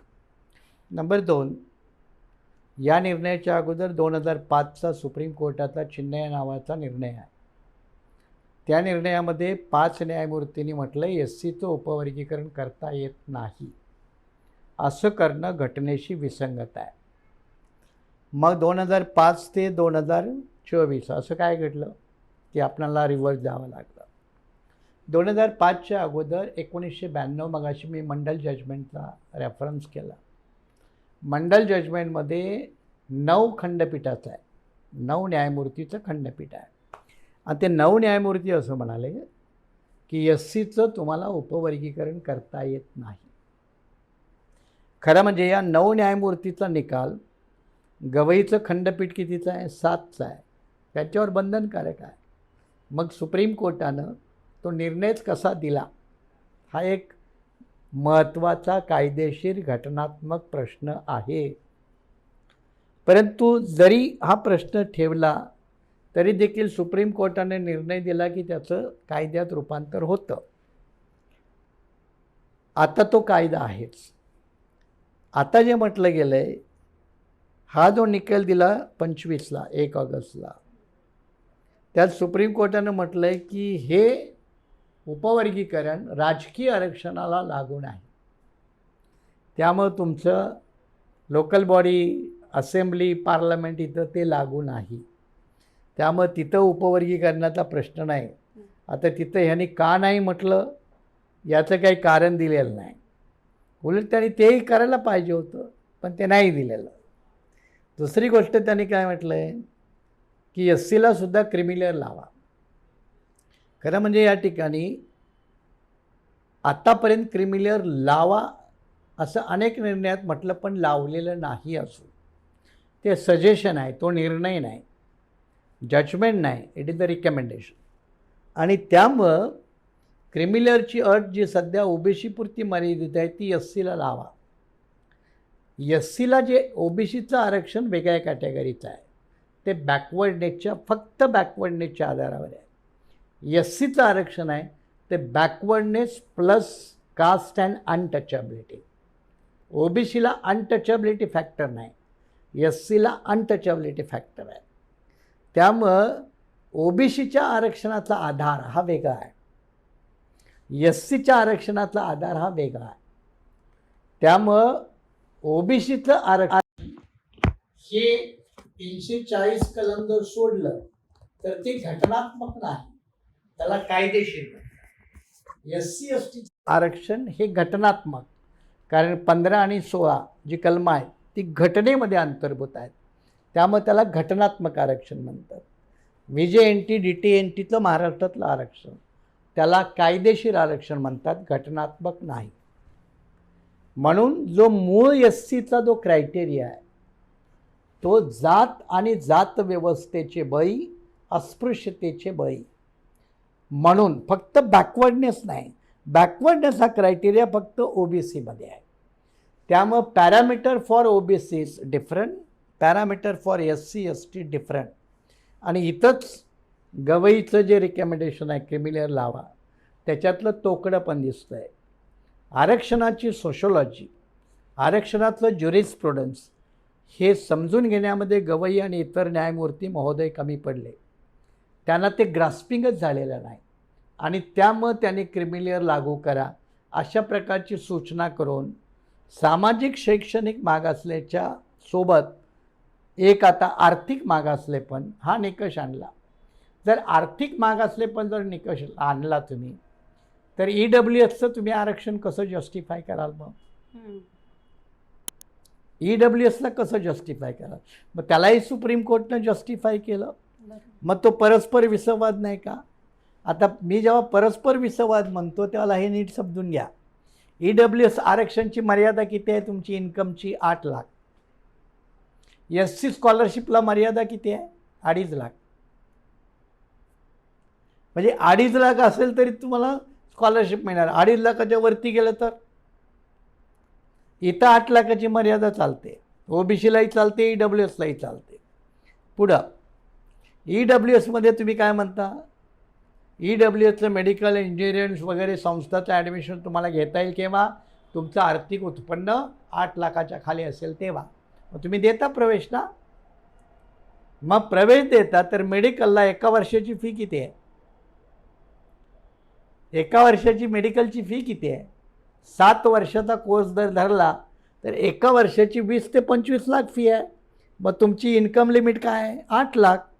मग 8 लाखाच्या खाली तुम्ही EWSचं आरक्षणची ॲडमिशन देता आणि फी असते वार्षिक 20 ते 25, ती तुम्ही कुठून देता?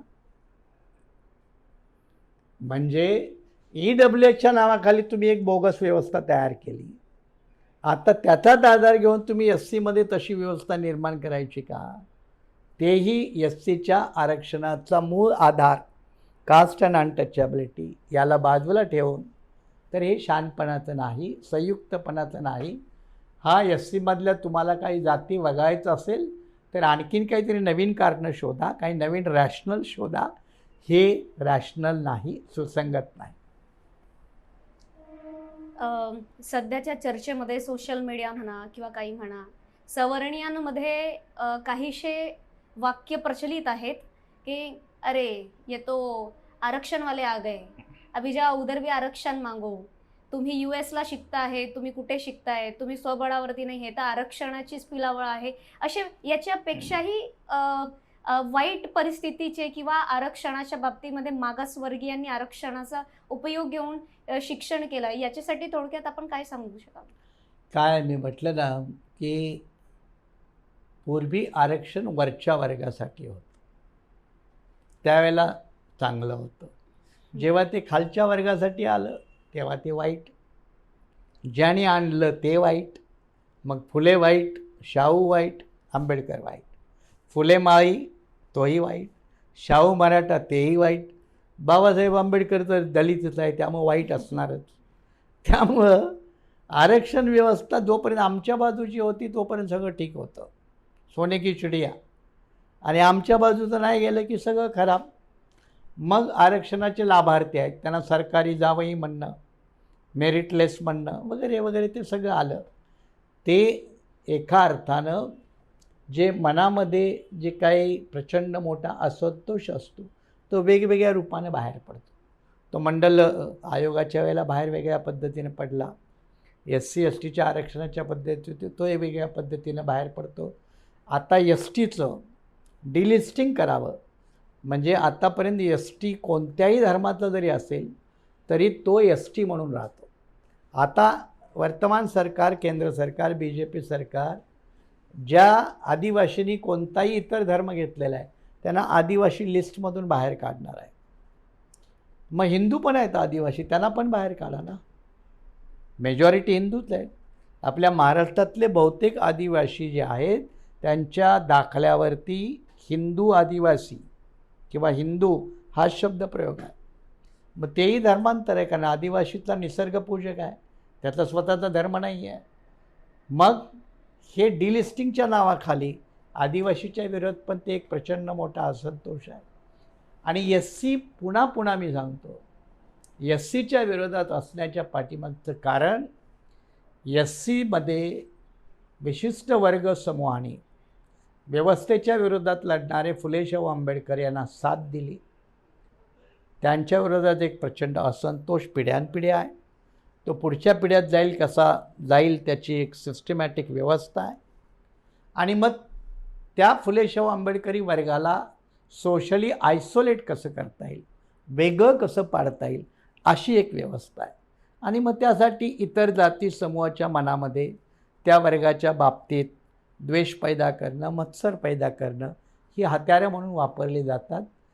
त्याच्या पाठीमागं राजकीय स्वार्थ असतो हे मी यापूर्वी स्पष्ट केलं. आणि त्यामुळं सत्तेत राहणाऱ्या लोकांना सामदाम भेददंड नीती हे जे काही पारंपरिक त्यांचा जो फॉर्म्युला आहे, त्या फॉर्म्युल्यातला वापर वर्तमान स्थितीतसुद्धा असतो, फक्त फॉर्मॅट बदलतो, एवढाच फरक आहे. आता आपण आपल्या पॉडकास्टच्या नेमकं उपाय काय या मुद्द्याकडे वळूया. सर्वात पहिला मुद्दा असा की पिढ्यानपिढी ज्या लोकांना शिक्षणाचा अर्थ समजला आहे, ज्या लोकांना माहिती आहे की जो शिकला तो सवरला, जो सवरला तोच स्वतःचं एक अस्तित्व निर्माण करू शकतो, ज्याला बाबासाहेब समजले आहेत तो संघटित आहे, तो शिक्षित आहे, परंतु तो पिढ्यानपिढी आरक्षणाचा फायदा सुद्धा घेतोय.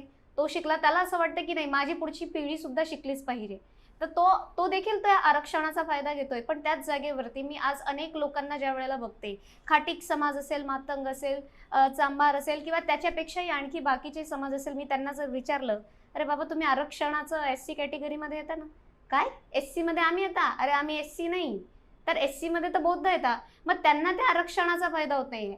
तर या बाबतीत पिढ्यानपिढी आरक्षण दिलं पाहिजे का, किंवा ज्यांना माहीत नाहीये त्यांना माहिती करून त्यांचा उपयोग त्यांना कशा पद्धतीने फायदा होईल हे कसं करावं? एक तर पहिल्यांदा आरक्षण व्यवस्था पिढ्यानपिढ्या द्यावी याच्यासाठी नाही. भारतीय राज्यघटनेमध्ये तशी कोणतीही तरतूद नाही. भारतीय राज्यघटनेमध्ये SC, ST, OBC यांच्यासाठी आयोगांची व्यवस्था आहे. SC कमिशन आहे, ST कमिशन आहे, OBC कमिशन आहे. या कमिशनचं काम काय आहे, तर या समाजाची किती प्रगती वर्षात झाली त्याचे दरवर्षी अहवाल बनवणं, ते पार्लमेंटमध्ये मांडणं, पार्लमेंटनं त्याच्यावरती निर्णय करणं आणि मग ही व्यवस्था चालू ठेवावी की न ठेवावी याचा निर्णय करणं. त्यामुळं एक घटनात्मक व्यवस्था आहे, ती पिढ्यानपिढ्याची नाही, हे टेम्पररी सोल्युशन आहे. कायमचा उपाय काय, तर मगाशी मी म्हणालो आरक्षणाची गरज तरी काय हो, तुम्ही सगळ्यांना मोफत शिक्षण द्या ना. प्रत्येक कुटुंबात एक सरकारी नोकरी त्याच्या क्षमतेनुसार तुम्ही द्या, आरक्षणाची काय गरज आहे. मग तो कोणत्याही जाती धर्माचा असू द्या, तो ब्राह्मण असो, चमार असो, कोणी असो, त्या कुटुंबातल्या नागरिकाच्या कपॅसिटीनुसार त्याला द्या ना. तुम्ही ते करत नाही. सगळ्यासाठी शाळा, स्कूल, हायर एज्युकेशन ओपन करत नाही. एम्प्लॉयमेंट मार्केट तुम्ही दिवसेदिवस कमी केलं, लिबरलायझेशन, प्रायव्हेटायझेशनच्या जोरमध्ये, आउटसोर्सिंग, कंत्राटीकरण हे तुम्ही दिवसेदिवस कमी करताय. शिक्षणाचा बाजार मांडताय. मग तुम्हाला हे कसं थांबवता येईल. म्हणजे एका बाजूनं मानवी विकासाच्या संधी ह्या कमी कमी करत जायचं आणि कमी झालेल्या संधीचं खापर आरक्षण व्यवस्थेवरती फोडायचं. म्हणजे पुन्हा सरकारच्या नालायकीचं खापर आरक्षण धोरणावरती फोडायचं. हे काही शहाण्या माणसाचं लक्ष नाही, हे मूर्ख माणसाचं लक्ष नाही. पण त्या सरकारकडे लोकांचा रोख जाऊ नये, त्यांचा रोख आरक्षणकडे लावा, अशी व्यवस्था करायची. म्हणजे आरक्षणामुळं असंतोष पैदा व्हावा, सरकारबाबत मात्र संतोष पैदा व्हावा. ही जी काही राजकीय खेळ आहे ते अनेक मंडळीच्या लक्षात येत नाही. त्यामुळं भारतीय राज्यघटनेनं कुठल्याही सरकारवर ज्या काही घटनात्मक जबाबदाऱ्या दिल्यात, तुम्ही कल्याणकारी राज्य म्हणताना कल्याणकारी राज्यकर्ते म्हणून घटनात्मक जबाबदाऱ्याचं पालन करा. घटनेच्या कलम 21 नुसार सन्मानपूर्वक जीवन जगण्याचा अधिकार प्रत्येक निर्णयामध्ये सुप्रीम कोर्ट सांगतं प्रत्येक नागरिकाला आहे. अरे पण तो वास्तवात कसा आणायचा याची पण मांडणी करायला हवी. ती मांडणी सुप्रीम कोर्ट कधीही फारशी खोलात जाऊन करत नाही. कदाचित ते न करण्यापाठीमागं सुप्रीम कोर्टाच्या कायदेशीर मर्यादा आहेत. हे सगळं जरी ग्राह्य धरलं तरी ज्या राज्यघटनेनं प्रत्येक नागरिकाला सन्मानपूर्वक जीवन जगण्याचा अधिकार दिला आहे तशी व्यवस्था निर्माण करणं हे राज्यकर्त्याचं प्राथमिक कर्तव्य आहे. त्या कर्तव्याला नालायक ठरलेले राज्यकर्ते आपली नालायकी लपविण्यासाठी आरक्षण धोरण, भारतीय राज्यघटना, लोकतंत्र, कुठे एस सी मधला बौद्ध यांच्या नावाने खडे पडत असेल तर तो शुद्ध मूर्खपणा, गाढवपणा. दुसरा नेमका उपाय काय की आज असं म्हटलं जातं SC कॅटेगरीमधील एक ठराविक समाज हा शिक्षित झालेला आहे, संघटित झालेला आहे. हे बाबासाहेबांचं धोरण त्यांनी अपनावलेलं आहे.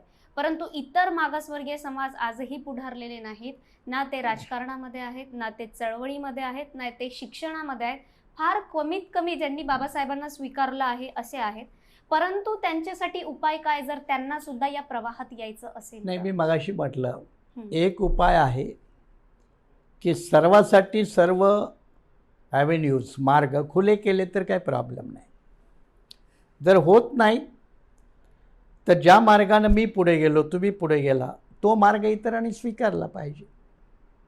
मग तो मार्ग फुले शाहू आंबेडकरांचा असेल तर तुम्हाला नाकारायची गरज काय? उलट चांगली गोष्ट आहे. दिवसेदिवस फुले शाहू आंबेडकरी मार्गाचे प्रवासी वाढत आहेत, समूह वाढत आहेत. पूर्वी आंबेडकरांना मानणारा एक विशिष्ट वर्ग होता, आज तसं नाही. फुल्यांना बंदिस्त करणारा विशिष्ट वर्ग होता, तसंही नाही. त्यामुळं समाज हा एका विकसित अवस्थेतून जात असतो. त्यामुळं एका वेळेला संपूर्ण समाज प्रगल्भ होईल असं मानण्याची काही गरज नाही. किंबहुना होणारच नाही ही वास्तविकता स्वीकारणं हे खूप शहाणपणाचं. अशा वेळेला जे समाज स्वतःला असं समजतात की आम्ही या कारणामुळे मागे राहिलो, तर त्याची उत्तरे त्यांनी शोधावी की इतर कोणत्या कारणामुळे पुढे गेले. जर 1, 2, 3 कारणामुळे ते पुढे गेले असतील तर ते 1, 2, 3 कारणं किंवा पर्याय त्यांनी स्वीकार करावे. मग तो हिंदू धर्माला नाकारणारा असो, देवधर्म व्यवस्थेला नाकारणारा असो, मग तेवढं सामर्थ्य, तेवढं धाडस त्यांच्यामध्ये पैदा व्हायला हवं. रूढी परंपरा नाकारणारा असो. म्हणजे आपल्या भारतामध्ये आपल्या विद्यार्थी अवस्थेमधले बहुतेकांचे आयुष्य हे रूढी परंपरामध्येच एवढं जातं की त्यांना उत्क्रांतीवाद, नवनवीन टप्पे, ॲव्हेन्यूज तिकडे पाहण्याचा दृष्टिकोनच नसतो. या इथल्या कमजोरी आहेत, त्या कमजोरीवरती मात केलं पाहिजे. थोडक्यात असं जे काही ऐतिहासिक ओझं आहे ना आपल्या पाठीवर, ते झुगारण्याची हिंमत जे समूह म्हणतात आम्ही मागं राहिलो त्यानेही ती करायला पाहिजे. मग ते ओझं सामाजिक असेल, राजकीय असेल, सांस्कृतिक असेल, ते सगळं फेकून देण्याची तयारी पाहिजे. ज्या उपवर्गीकरणावरती आपल्याला 6-1 असं जजमेंट दिलं, असं 7 जजेसचं ते बेंच होतं. अनेक जस्टिस त्याच्यामध्ये होते आणि त्यांनी दिलेला हा निर्णय, या निर्णयाचा काय फायदा असेल काय नसेल, तर जस्टिसेसवरती असलेला सध्याच्या स्थितीचा प्रभाव, त्या प्रभावानुसार दिलेलं त्यांचं जजमेंट आणि सुप्रीम कोर्ट यांचं हे शेवटचं असलेलं जजमेंट, कारण त्याच्यावर कुणालाही जाता येणार नाही. त्यानंतर आणखीच अनेक जस्टिसेस ज्यांनी अनेक स्टेटमेंट्स आतापर्यंत दिले आहेत, तर काही वेळेला विषमतावादाच्या बाजूने काही जस्टिसेस ते स्टेटमेंट्स देऊन देतात आणि ते सर्वात शेवटचे मानले जातात. आणि आपल्या भारत देशामध्ये जिथे राजकारण संपतं, जिथे आमदार, खासदार, मंत्र्यांचं दार ठोकून संपतं, त्यावेळेला लोक जातात कोर्टात. मग हायकोर्ट झालं की सर्वात शेवटी ते दार ठोठावतात आणि भीक मागतात ती सुप्रीम कोर्टाची. आणि आज जर सुप्रीम कोर्टाचे लोक इनएडिक्वेट रिप्रेझेंटेशन असताना देखील जर असे निर्णय देत असतील तर या भारत देशाचा नेमका वाली कोण? हा प्रश्न मोठा आहे आणि तो प्रत्येक प्रांताला लागू होतो. म्हणजे हा प्रश्न जजेसच्या बाबतीतच नाही, तो इलेक्शन कमिशनच्या बाबतीत विचारता येईल, तो CBIच्या बाबतीत विचारता येईल, इन्कम टॅक्सच्या बाबतीत विचारता येईल, EDच्या बाबतीत विचारता येईल. बहुतेक घटनात्मक व्यवस्था पार्लमेंटच्या बाबतीत विचारता येईल. तोही प्रश्न आहे. भारतीय समाज आणि भारतातील शासन व्यवस्था ही किती वर्षाची आहे? 1950 ते आता 2024. म्हणजे ते 50 आणि हे 24, 74 वर्ष झाली. 74 वर्षामध्ये 5-10 हजार वर्षाचं ओझं उतरेल का? अमेरिकेसारख्या देशामध्ये त्यांच्या स्वातंत्र्याला 250 वर्ष झाली, तरी अजून ब्लॅकच्या विरोधात गोळीबार होतोच.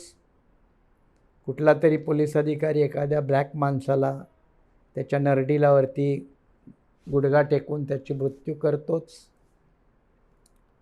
तेव्हा भारतामध्ये घटनात्मक व्यवस्था, कायदेशीर व्यवस्था, त्या पदावरती बसलेली माणसं यांच्यामध्ये घटनात्मक नीतिमत्ता पैदा व्हायला अजून बराच वेळ लागेल. कारण माणसामध्ये घटनात्मक नीतिमत्ता निर्माण करण्यासाठी तुमच्या ज्या समाजात तुम्ही राहतात तो समाज नीतिमत्तेचा असावा लागतो. त्या समाजामध्ये पहिल्यांदा नीतिमत्ता असावी लागते. त्या समाजामध्ये जेव्हा नीतिमत्ता असते तेव्हा ती व्यक्तीमध्ये येते. हा रेशो अजून आपल्या देशात खूप कमी आहे. तो वाढण्याची गरज आहे, ज्याला कॉन्स्टिट्यूशनल मॉरॅलिटी म्हणतो, आणि ज्याचाच बाबासाहेब आंबेडकरांनी उल्लेख केला शेवटच्या भाषणात की या देशाला घटनात्मक नीतिमत्तेची अत्यावश्यकता आहे. तीच नीतिमत्ता घटनात्मक म्हणजे सगळ्याच लोकांना, election commission, high court, supreme court जजेस वगैरे सगळे प्राईम मिनिस्टर, अपोजिशन लीडर सगळ्यांनाच लागू आहे. पण आपल्याकडे झालं आहे काय, घटनात्मक संस्कृती एका बाजूला आणि देशाची संस्कृती दुसऱ्या बाजूला. याच्यामध्ये परस्पर टकराव, परस्पर संघर्ष दिवसेदिवस हे कमी होत आहेत, बदलतं आहे, पण त्याला बदलायला खूप वेळ लागेल अजून. त्यामुळं या ज्या फेजमधून भारत चालतो आहे, त्यामुळं भारत अजून इवन पूर्ण लोकशाही प्रधान नाही झाला, अजून तो होण्याच्या मार्गावर आहे. त्यामुळं ही एक संक्रमण अवस्था आहे, त्याच्यात हे चढ उतार दिसणार आहेत. इवन अमेरिकेसारख्या ठिकाणी आता डोनाल्ड ट्रम्प आला तर अमेरिकेचे लोकशाहीचे काय धिंडवडे आता निघत आहेत हे दिसतं आहे आपल्याला. तसं जगाच्यामध्ये प्रत्येक समाज, देश याच्यामध्ये चढ उतार येतात, भारतामध्ये देखील येतात. मग त्याचे परिणाम त्या व्यक्तित्वावर, त्याच्या विचारप्रणालीवर होतात. त्याचे शिकार न्यायमूर्ती होतात, मग तो कोणी गवई असो. त्याचे शिकार कोणी प्राईम मिनिस्टर होत असेल, मग ते नरेंद्र मोदी असो. हे प्रत्येकाच्या बाबतीत घडतं. त्यामुळं हे सत्य स्वीकारून ते कसं बदलता येईल आणि पुढं कसं जाता येईल याचा विचार केला तर सगळ्या प्रश्नांना उत्तर मिळतील. आपण उपवर्गीकरण हे फार बेसिक, फार सिंपल आणि सोबर लँग्वेजमध्ये आपण एक्सप्लेन केलं, ज्याने सामान्य जनतेचे बरेचसे असलेले गैरसमज त्यातून दूर होऊन जातील की उपवर्गीकरण हे एक प्रकारचं मिथ आहे, समाजामध्ये तेळ माचवण्याचा एक प्रयत्न चाललेला आहे, आणि इतर समाजांना जर प्रगत व्हायचं असेल तर त्या समाजाला प्रगतीसाठी शिक्षण, स्वतःची ताकद, आणि जर स्वतःची ताकद आणि शिक्षण लावूनही जर प्रगत होत नसेल तर शासनाला जाब विचारावा. हे आपल्या या संपूर्ण पॉडकास्टमधून आपल्याला समजलं आहे आणि नक्कीच जनतेला देखील समजलं असेल. सर, आपल्या चॅनलचं नाव आळंदचोट आहे, तर नेमकं आपल्या मते आळंदचोट हा कोण? सगळ्यात मोठा आडाणचोट कोण असेल तर इथला राज्यकर्ता वर्ग, आणि त्याच्यानंतरचा दुसऱ्या नंबरचा आडाणचोट कोण असेल तर अशा लोकांना निवडून देणारा तो वर्ग. त्यामुळे हे दोन्ही वर्ग जबाबदार आहेत आणि ते दोन्ही वर्ग आडाणचोट आहेत. डॉक्टर बाबासाहेब आंबेडकर म्हणतात, caste is a state of mind and it is a disease of mind. की जात ही भारतीय व्यवस्थेतील आणि भारतीय लोकांच्या मानसिकतेचा एक प्रकारचा रोग आहे, एक प्रकारचा आजार आहे. या जाती व्यवस्थेचं जोपर्यंत खंडन होणार नाही तोपर्यंत देश पुढे जाणार नाही. यासाठी आणखी बाबासाहेब म्हणतात You cannot have democracy in a country where you have a caste system. जिथे ही जाती व्यवस्था असेल तिथे तुम्ही लोकशाहीची अपेक्षा करू शकणार नाही. इतर देशांमध्ये तरी काळ्या गोऱ्याचा भेद असेल, इतर देशांमध्ये तरी फक्त धार्मिकतेचा भेद असेल, इतर देशांमध्ये तरी फार कमीत कमी विषमता असेल, पण या भारत देशाला लागलेली कीड म्हणजे वर्ण, वर्णानंतर जात, आणि ही जात निर्माण करते अनेक प्रकारचे भेद, अनेक प्रकारचे क्राइम्स, अनेक प्रकारचे क्रिमिनल्स आणि अनेक प्रकारचा स्वार्थ. आणि याच स्वार्थाला वगळायचं असेल, अशाच अनेक प्रकारच्या व्यवस्थेला छाटायचं असेल तर सर्वात अगोदर कास्ट सिस्टम छाटणं आवश्यक आहे. आणि याच उपवर्गीकरण या विषयाला घेऊन आपण आजचा आपला पॉडकास्ट पूर्ण केला आहे.